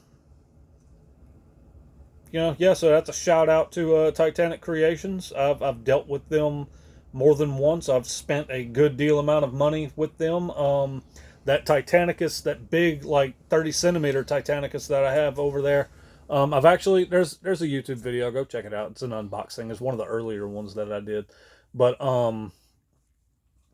uh he actually had sold out, and then like I want to say they just found one and just listed it back on their website. Didn't make this big thing, no posts about it or anything. And I just so happened to get on their website one day, and it's like, oh, recently added, like one in stock. And I mean, really, really great because, like, I mean, I got back on Facebook, messaged them like, look, I'm interested in this.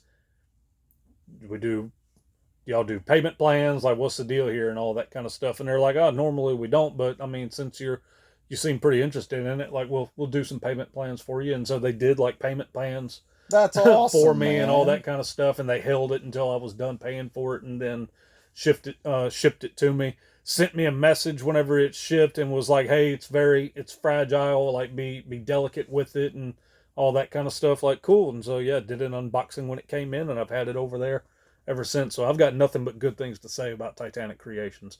If you want to check out, if you're into collectibles or anything like that, go check them out and see the kind of stuff they got. And that was a very long-winded way around of just saying they got some cool kaiju stuff out there, not just with Titanic Creations, but with Legendary and IDW. Boom. Like there's something for everybody. Like the most recent King Kong thing that they've done, I have the trade pre-ordered, and it's called Kong the Great War. It takes place prior to the original movie, and it's just about some World War One German soldiers getting trapped on Skull Island and them trying to survive. And it's a very good series. So that's all I've got. Very cool. All right. This next, going to talk for a bit about The Max by Sam Keith. He's not flipping off the viewers. Those are claws that happen to be attached over his middle finger area. So, yeah, this was really big for a brief period of time in the early 90s. Like, this came out of nowhere, and Sam Keith, he wasn't on the level of recognition of like McFarlane or Jim Lee or even Rob Liefeld, but he very much had his core fans. And whenever this started, it took off. Longtime fans will remember there was an MTV animated series of it, extremely faithful. I believe it covers the first 6 issues of the series. The series lasted 35 issues. But this is a copy of the Wizard number 1/2 special. It's signed by the co-writer William Messner Loebs. But yeah, so what looks like a quirky, offbeat, superhero title from the outside, once you actually read it, 1, it's hilarious. 2, it's also at times gut-wrenching. And what starts off, again, you think this very off-kilter superhero title, it is not a superhero title. It plays with superhero tropes and is really a story about found family. Kind of like, your family's, who we choose, friends of the family we choose kind of thing. Okay. And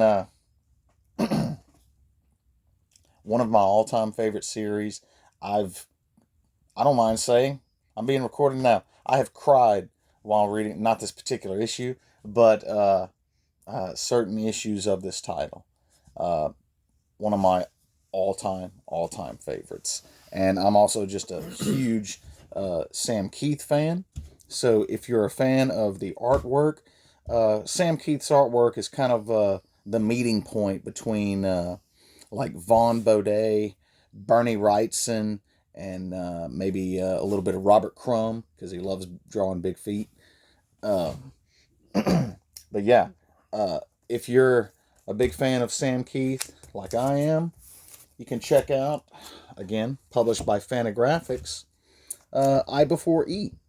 It's a 2-issue limited series, again, for mature readers, that covers all of his pre Marvel and DC work. Sandman fans out there, Keith drew the first 6 or 7 issues of the Sandman. He also did a run on Aliens and lots of Wolverine covers and all of that. But one of my all-time favorite artists, just kind of artist like no other, sadly, just retired. But yeah, his work will always have a special place for me.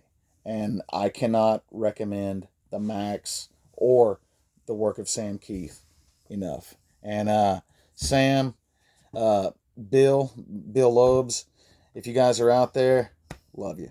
Love you. Okay, so this next thing that I'm going to talk about, again, kind of like I did with the kaiju stuff, I'm just kind of briefly, I've only got the one volume that I'm going to show, but there's maybe some people out there that don't know that there's comics of these particular things. And this one particular volume that I have is something that I'm very, very fond of, and that you actually recommended to me because you had already read this. This is from Transformers. I don't have to explain who they are. But this particular volume is called The Last Stand of the Wreckers. And, you know, you and me both, lifelong Transformer fans. Like, Absolutely. not, I mean, you know, and I'm not trying to knock anybody if this was your jumping point on and all of that kind of stuff. You know, we go way back before like the Michael Bay films and all that kind of stuff, and say what you want to about the Michael. Some of them are pretty good, other ones are, you know. But I have a love-hate relationship with those live action movies. But you know, animated shows over the years, like obviously a crazy amount of toys and cars and things like that we've gone through and all that. I think it's safe to say that some excellent paperback novels as well. yes, the most recent like outing that Transformers has done, like movie wise and everything, I think was just called Transformers 1, like that animated film, which I want to say is supposed to be canon to the Michael Bay movies, like, but it's like, you know, takes place on Cybertron and all of that. So, I mean, I might be incorrect about that. I'm not sure. But anywho, so yeah, IDW, they're the same company that does like the Godzilla comics that I was talking about earlier.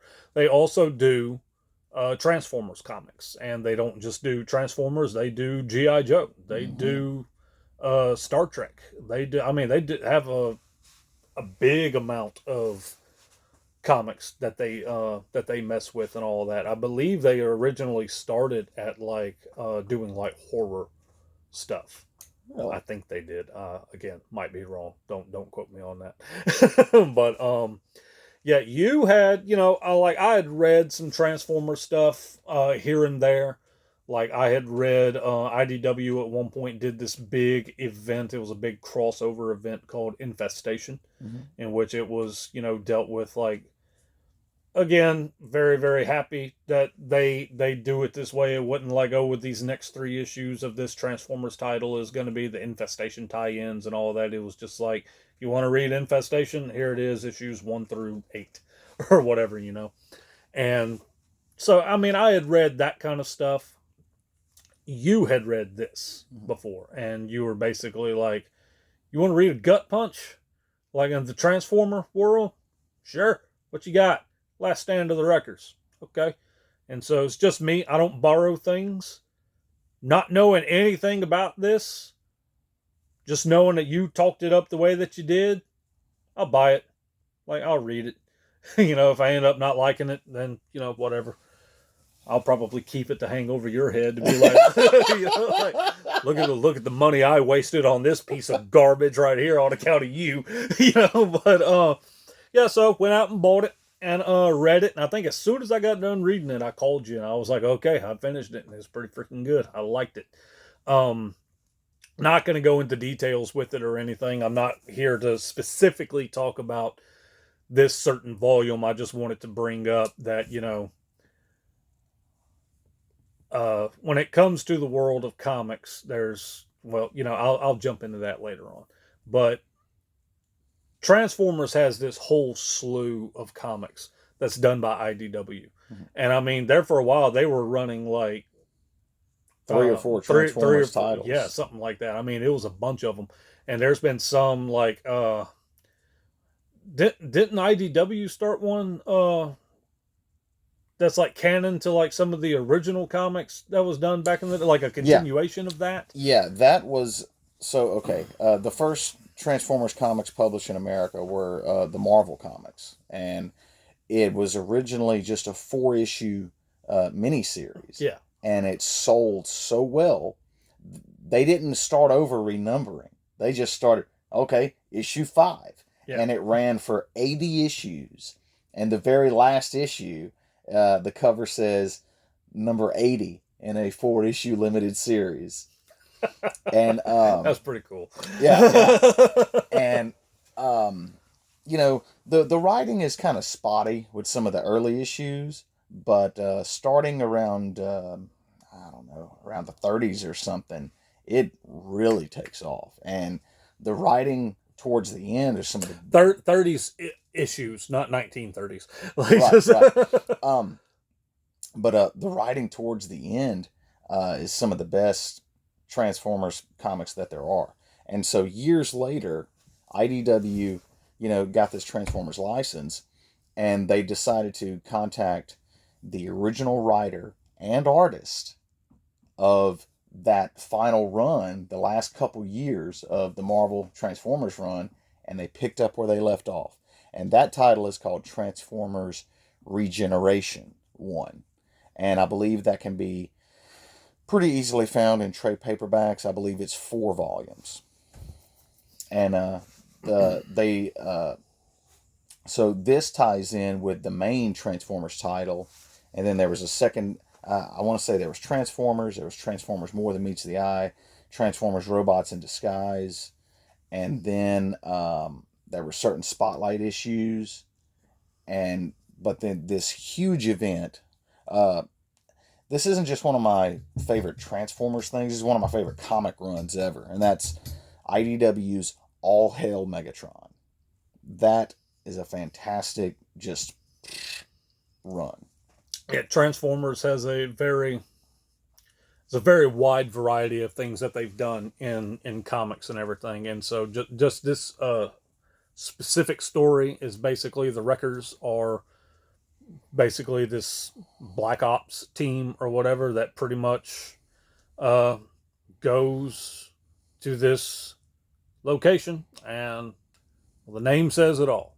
Like, so it's you get attached to these some of these bots in a very short amount of time, and like it's a very good read. I definitely recommend it. I recommend a variety of the Transformers stuff that's done by IDW. I mean, they shake the Transformers world from time to time. Oh yeah. Things that you would not expect. I'm not going to give you any context or anything other than, let's just say there was a time Megatron becomes an Autobot. That is one of my favorite. Man. That's all I'm going to say. If you want to know more, dig into it. So Transformers done by IDW specifically. It's a very self-contained story. You don't have to read like a big, like long run of Transformers stuff to be able to enjoy this. You can just go find this, pick it up, read it, and enjoy it for what it is. So yeah, there you go. Also, check out the paperback novels by Alex Irvine. That's Irvine. Yeah. So, all right. I didn't bring any single issues of this particular title, but this title, I know this says High Society. This is volume 2 of this title. This title is Cerebus the Aardvark by Dave Sim. I believe Dave Sim may still hold the record for the longest run of a comic written and drawn by the same guy. He did 300 issues. Okay. And in the world of comics, that is extremely impressive. and then you combine that with the fact that he's self-published. Yeah. And at one time, DC was trying to buy the title from him. So, but yeah, as for what it's about, imagine this creature. He's called an aardvark, but he's not an aardvark in the way that we think of aardvarks. They just call him an aardvark. But yeah, it's the life story of the main character. And it's not like a Marvel comic or a DC comic. I'm not knocking them, but you can't read 26 years worth of a comic and it makes sense as the life story of one character. Yeah. And that's what because a lot of those characters are forever in their 30s. Right. Like, right. Know. And so, you see the main character, he ages. He goes through various jobs. He starts off as a mercenary, then he becomes a tax collector, then prime minister, then pope, then he's a beggar, and then he ends up starting his own religion. And he goes through some stuff. He goes to the moon. He meets his...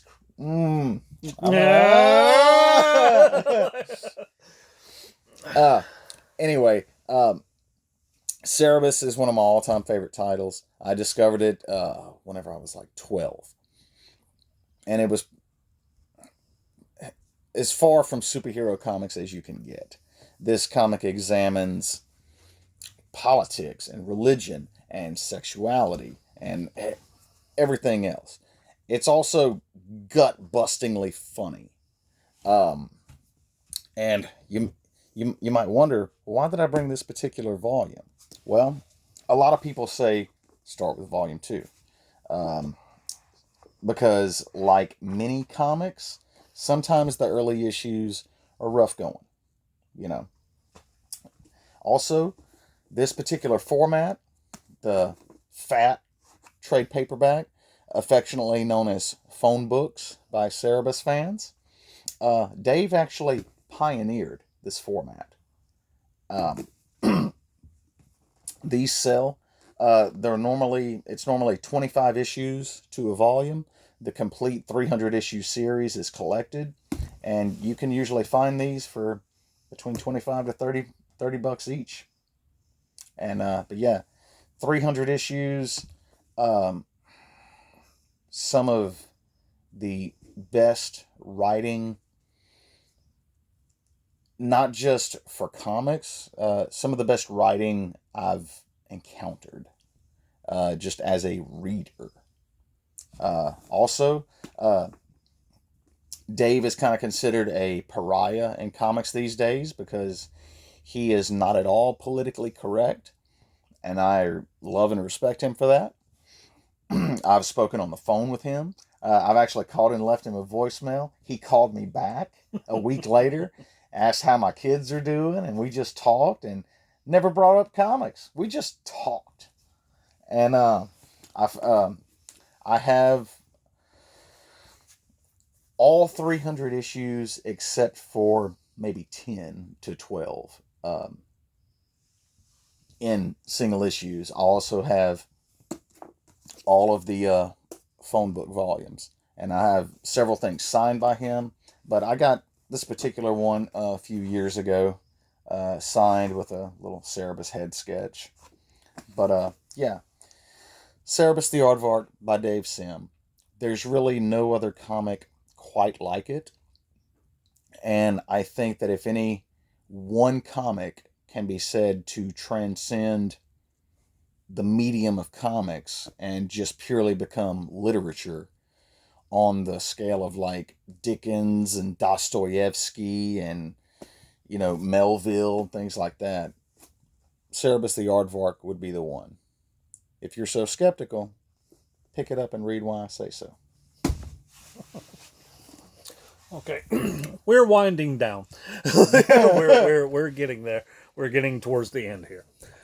So this next thing that I'm going to talk about is, I don't think anybody doesn't know that there are comics of these, because that's what it originated from. I don't know if this is going to be too big. Nope, it's good. Okay, so yeah, Teenage Mutant Ninja Turtles. What's that? Oh, you know what it is. like, you and me were absolutely in the time of the Ninja Turtle craze, and we did nothing but benefit from it. Because and so did Eastman and Laird. Oh god, like we had like, you and I have talked about, we had like the pillowcases, the sheets, like we had toys upon toys and everything. You went to go see like Turtles in Concert. Yep. Or something. Coming out of their shells. Like you went to go see that. We're very fond of the... Saw the first movie in theaters. Like, I honestly can't say that I did that, but like, love that movie like there's no tomorrow. Absolutely. And yeah, just big fans of Turtles, like, in general. And, some people may not know that they did get their start in comics. And, yeah, the original issues for Teenage Mutant Ninja Turtles, very, very pricey. Yeah. Like, I'm talking like, even when you start digging into like third and fourth printings or whatever, like you're looking at a few $1,000s. I've seen a 5th printing for issue 1 start at $100. Yeah. Like they're very pricey. And, I don't have to talk about the machine that the Ninja, I mean, that's an episode all on its own and everything. And so, but yeah, I have this volume. This is pretty much like probably about the first 5 issues or so. It says right there on the first 7 issues of their original series that they did and all of that. And, originally the Turtles, it was supposed to be like a one and done thing. Like they were just like, okay, we have a story to tell. We told it, and then they published it, and it's just like, it went gangbusters. Hey, we need more. What do you mean you need more? Oh, we need more. So they did a second printing. We need more. Like third printing, and just kept on until after a while they're like, I think we have a hit here. You know what I mean? And so it just went from there. And like, I don't think there's a person alive that doesn't know what the Ninja Turtles are. I mean, I just showed some figures there of them a little while ago. Let me say real quick, I've read all of those issues collected in that volume. I read them in the 90s. First Comics put out some paperback collections, and a friend of mine had them, and I read them, and I'll tell you right now, those comics, the original Kevin Eastman, Peter Laird Turtles comics, stand head and shoulders above any of the animated stuff, and they very much stand on their own. They are great comics. Yeah. Heavily influenced by Frank Miller's Daredevil run. They're more adult than you would think they are. Like, yes. The kidified version of the Turtles very much came with the animated show. Right. Like, because, they were like, okay, we're going to aim this more at kids. But, I mean, anyone who's ever read the original comics will know, very violent, very... I mean, I'm not going to sit... I mean, they're not throwing out cuss words left and right or anything. Right. But, I mean, it's not as child-friendly as people would think that it is. Right. What it eventually became. And while we're talking about that, let's go ahead and talk about the thing that I actually wanted to bring up and discuss, and that is The Last Ronin. Now, if you don't know what The Last Ronin is, This is a very like not child friendly version of the Ninja Turtles.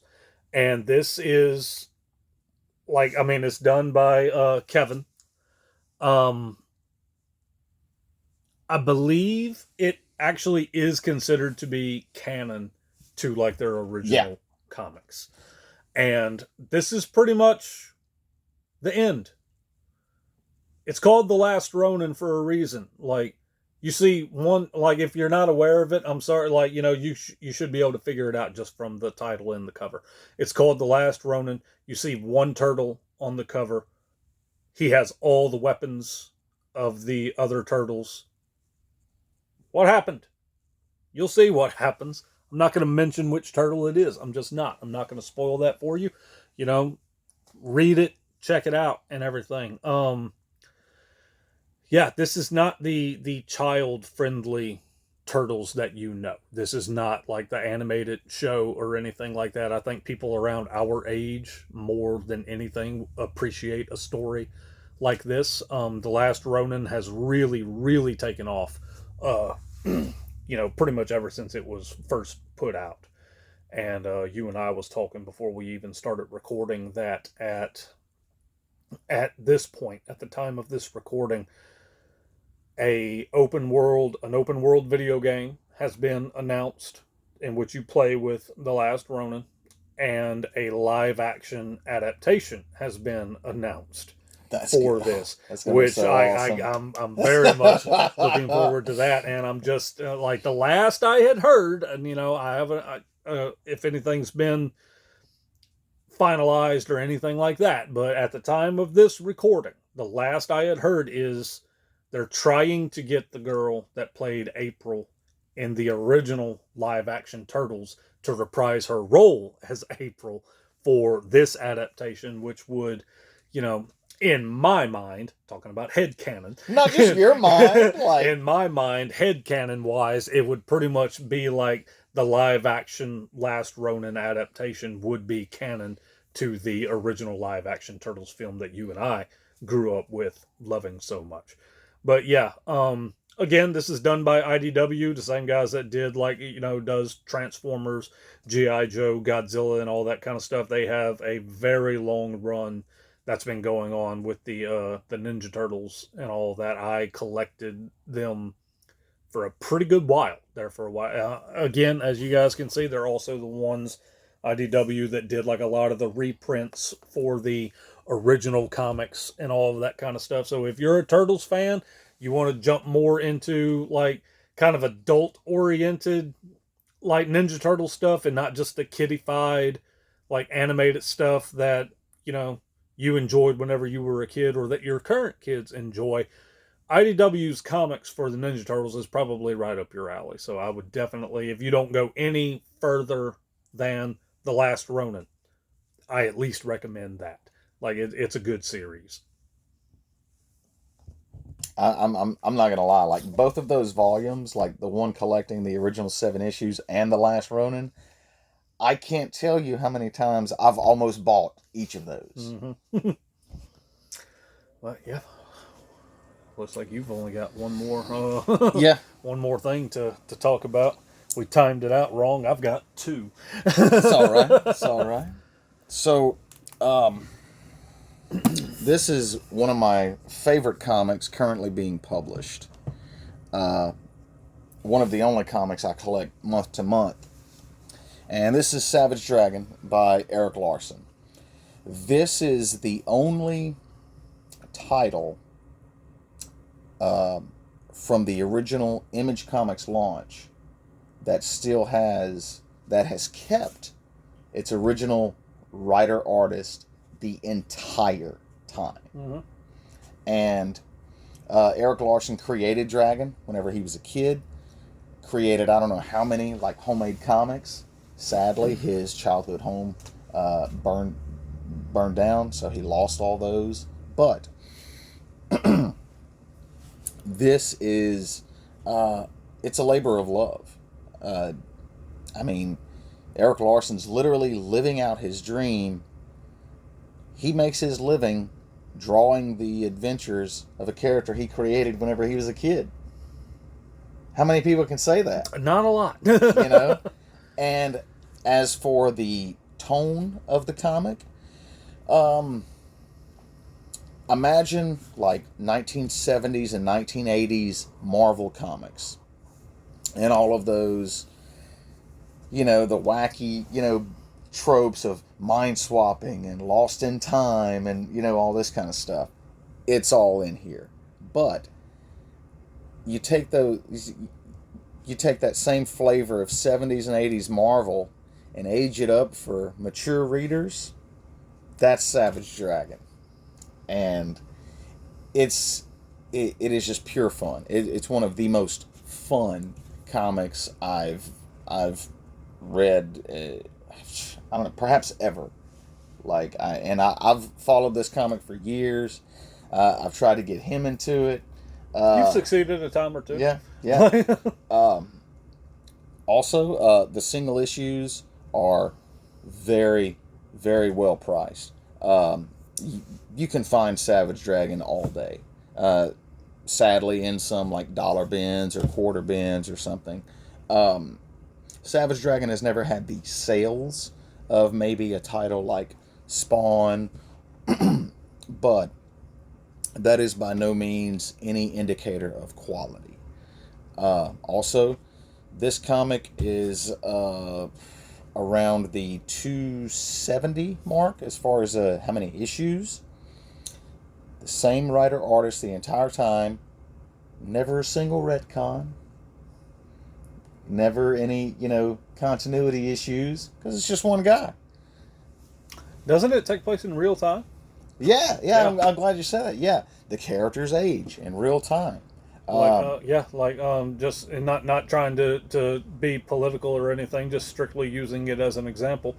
Like whenever Obama was president, in real life, he was president in this comic. Yep. Whenever Donald Trump became president, he was president. Donald Trump became president in this comic. Yeah. Like that's just what he does. Like it's very much a real time thing. Like when we first meet Dragon, he's like in his 20s or whatever. And, or 30s, something. I'd say late 20s, early 30s. And then to the point to where now, like he's aged every bit of that since he's a veteran. He's like 50s, 60s or something like that. However.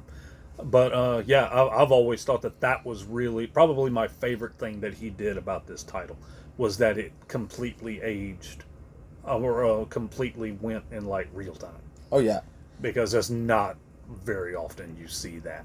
Oh no, not at all. I'm not gonna lie. I'm not just gonna flat out say it's not very often. I can't think of any other comic in existence that has done that. I just can't. Yeah, it's pretty cool. Yeah, and this comic is still going. It's tons of fun. Dragon has had crossovers in issue 2. He had a crossover with the Turtles. He's crossed over with Hellboy. He's crossed over with Superman. I don't know how many crossovers. I think Larson is like going for the record for like into crossovers with Dragon or something. But there are a couple ways to collect this comic. This is the first volume of the what most people would think of as a trade paperback. It collects the initial mini-series, and this is actually pretty readily available. Again, the regular size trades are color, and there's a slew of these to try to catch up. But I say the easiest way to catch up on the series is the Savage Dragon Archives, and this is volume 1, and each volume contains roughly 20 issues, and they go for $20. And I mean, they're black and white, but the art's great, the writing is great, it's all there, and good art can stand on its own without color. And again, the love for what he's doing leaps off the page. I want to say there are around, close to 15 volumes maybe 12 or 13 to cover the entire series right now. So get them one at a time. They are all still in print. Check out Amazon. Check out InStockTrades.com. I'm not, any kind of sponsor. I don't get any money, but InStock Trades, you're welcome. Savage Dragon, some of the most fun I've had reading comics, especially if you're kind of an old school Marvel fan who kind of misses the way comics kind of used to read and just the roller coaster. You never know what's going to happen. That's what this is. Also, no character is safe. You heard it here. No character is safe. Enjoy the ride. Thank you, Eric Larson. All right, I actually have two more things to talk about. So, yeah. Yeah, go ahead. But so one thing that I'm gonna talk about, I know that we've talked about not doing like the big two or anything, even though we've kind of mentioned them here or there. I do have something that is from one of them because I just want to briefly mention that. But I'm gonna show off this right here, and it's not just particularly this volume. If you're into classic literature and you want to read like comic adaptations of them, if you've ever, I'm not going to lie to you, if you've ever wanted to read some type of classic literature and you tried and you were like, whether because of the year that it was published, it was just too outdated for you, the language was just too out there or whatever, like, I get it. Not everybody, look at Shakespeare. Yeah. Shakespeare, great stories, they adapt well into movies and all that kind of stuff. We all know people that have legitimately tried to read Shakespeare and they're just like, I can't do it. Right. You can't fault them for it. They were written at a different time. And there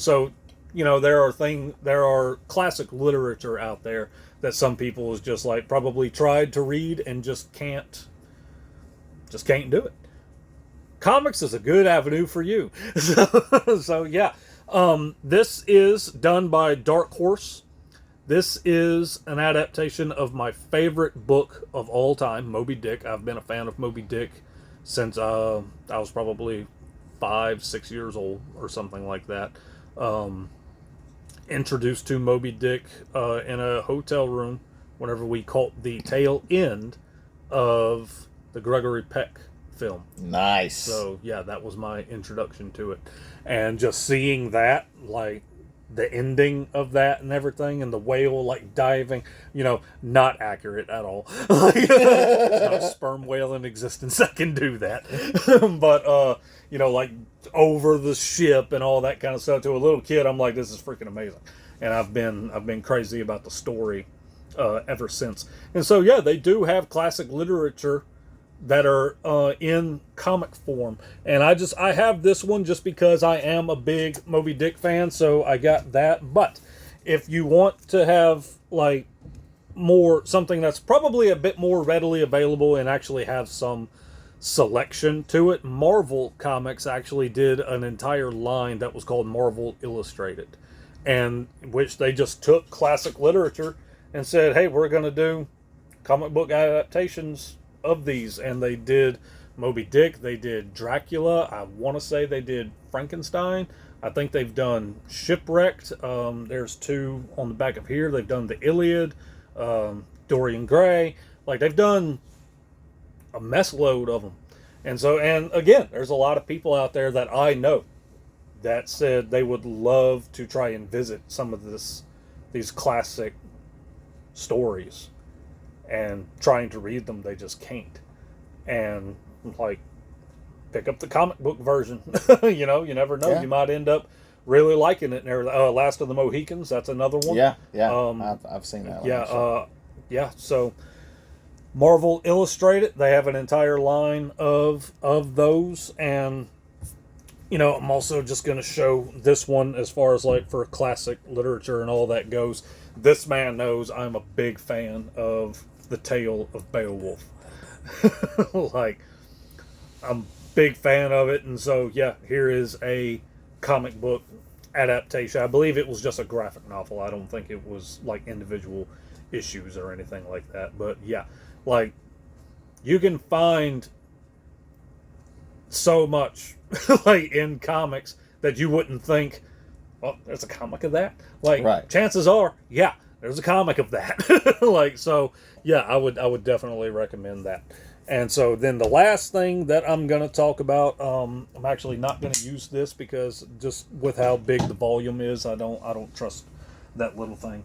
But we've already talked a lot about like Image Comics and stuff like that. Todd McFarlane, Eric Larson. You know, I'm not going to dive into the history of Image Comics or anything like that. I think anyone who's messed with comics knows the deal.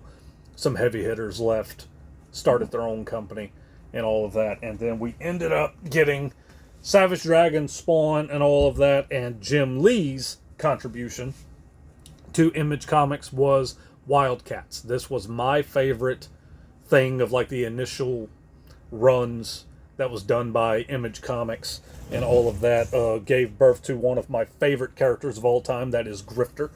I've actually been Grifter for Halloween at your Halloween party. Yep. You were Nick Fury. Yep. Like there is a picture of it somewhere. You will never see it. But yes, I was a Grifter for Halloween, and I have a number of figures from of Grifter as well. This is the absolute version of Wildcats because while yes, initially it was part of Image Comics, as you guys can see, it is back under the DC imprint because nothing against him or anything. Jim Lee at some point left Image, went back to DC Comics, and he brought with him his Wildstorm brand Studio, yeah. that he had and everything, and essentially sold it back to DC and all that. And now it's all been under the DC imprint, but it's worked wonders for Jim Lee's career. I mean, he's like third in command of DC Comics at this point, or second in command. Like, I mean, there's not a whole lot of people he answers to whenever it comes to the comic side of DC Comics.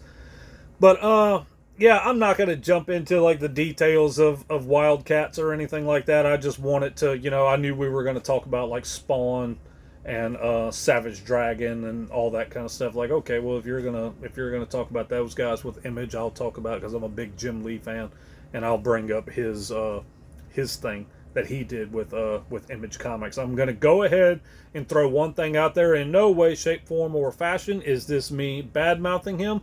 I love Jim Lee.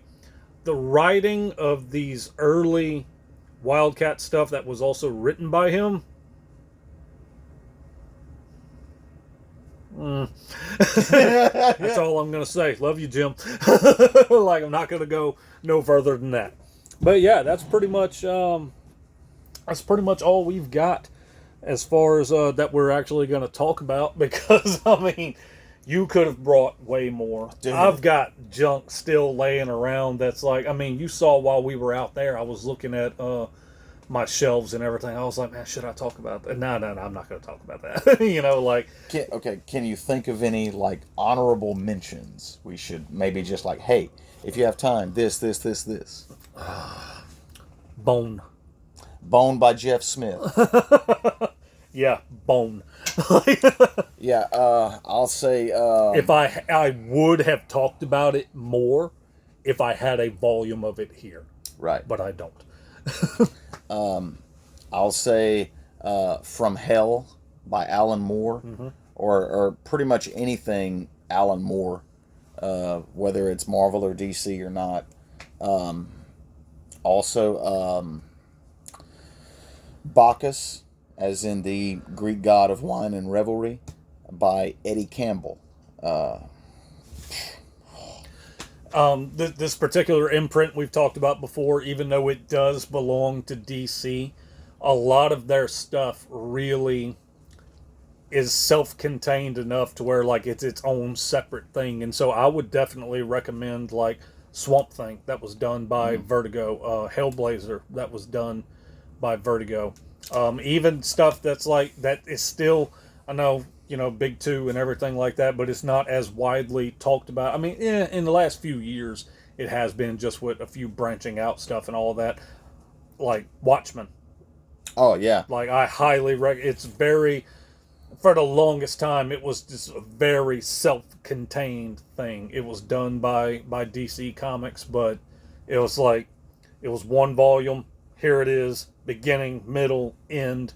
DC really started branching out with it more. People, diehard Watchmen fans were perfectly fine with that, but I know a lot of people that were just like, man, it should have just stayed at one volume. So if you want to read just the one volume, literally, just go find Watchmen. It's very readily available, hardcover, trade paperback, whatever. I'm never not going to recommend Watchmen to somebody because it's one of my favorite stories of all time. So yeah, Watchmen.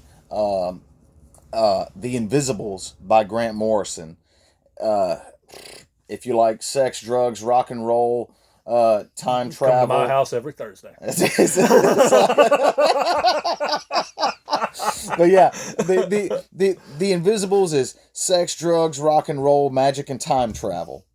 If any of those sound good to you, check out The Invisibles by Grant Morrison. One more thing by Grant Morrison, and I'll depending on how long we keep this up or whatever, come closer to like holiday season, I'll probably talk more about it. But Grant Morrison has done a series called Claws that is about like original like Norse mythology stuff dealing with like Santa Claus and all that, and I'm very very big into that. So trying to think what company does that.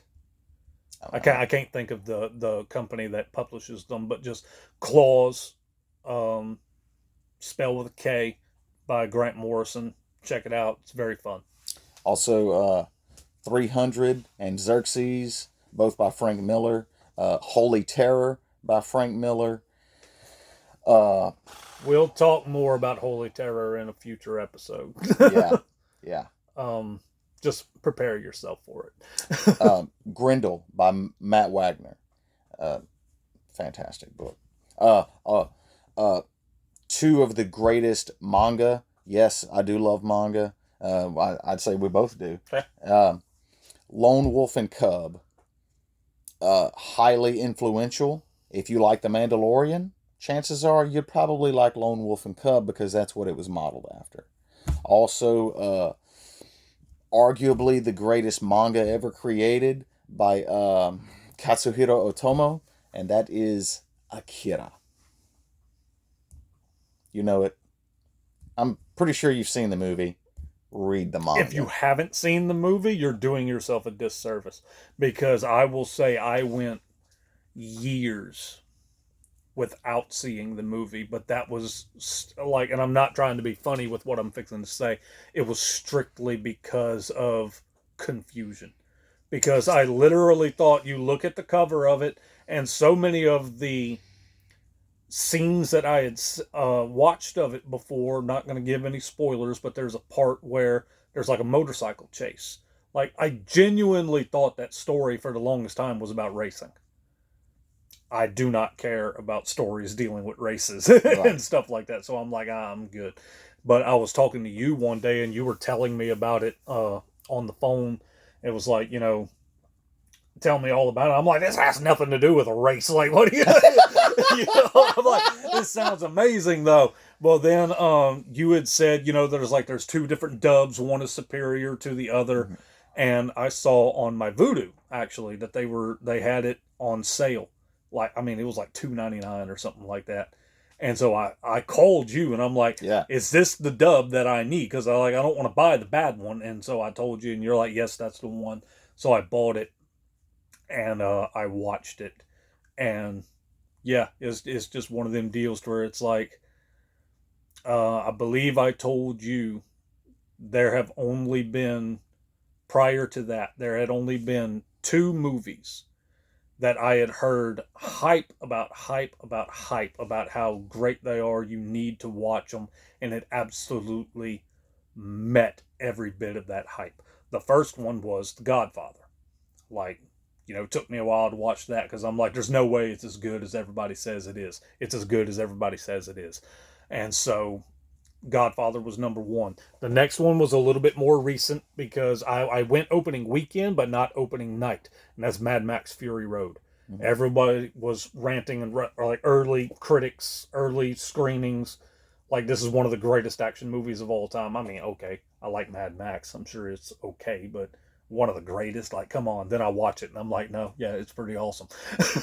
But yeah, Acura absolutely met the hype. And so, you know, just being the film buff that I am, the fact that I'll put Acura in the same conversation as Godfather, that should tell you something.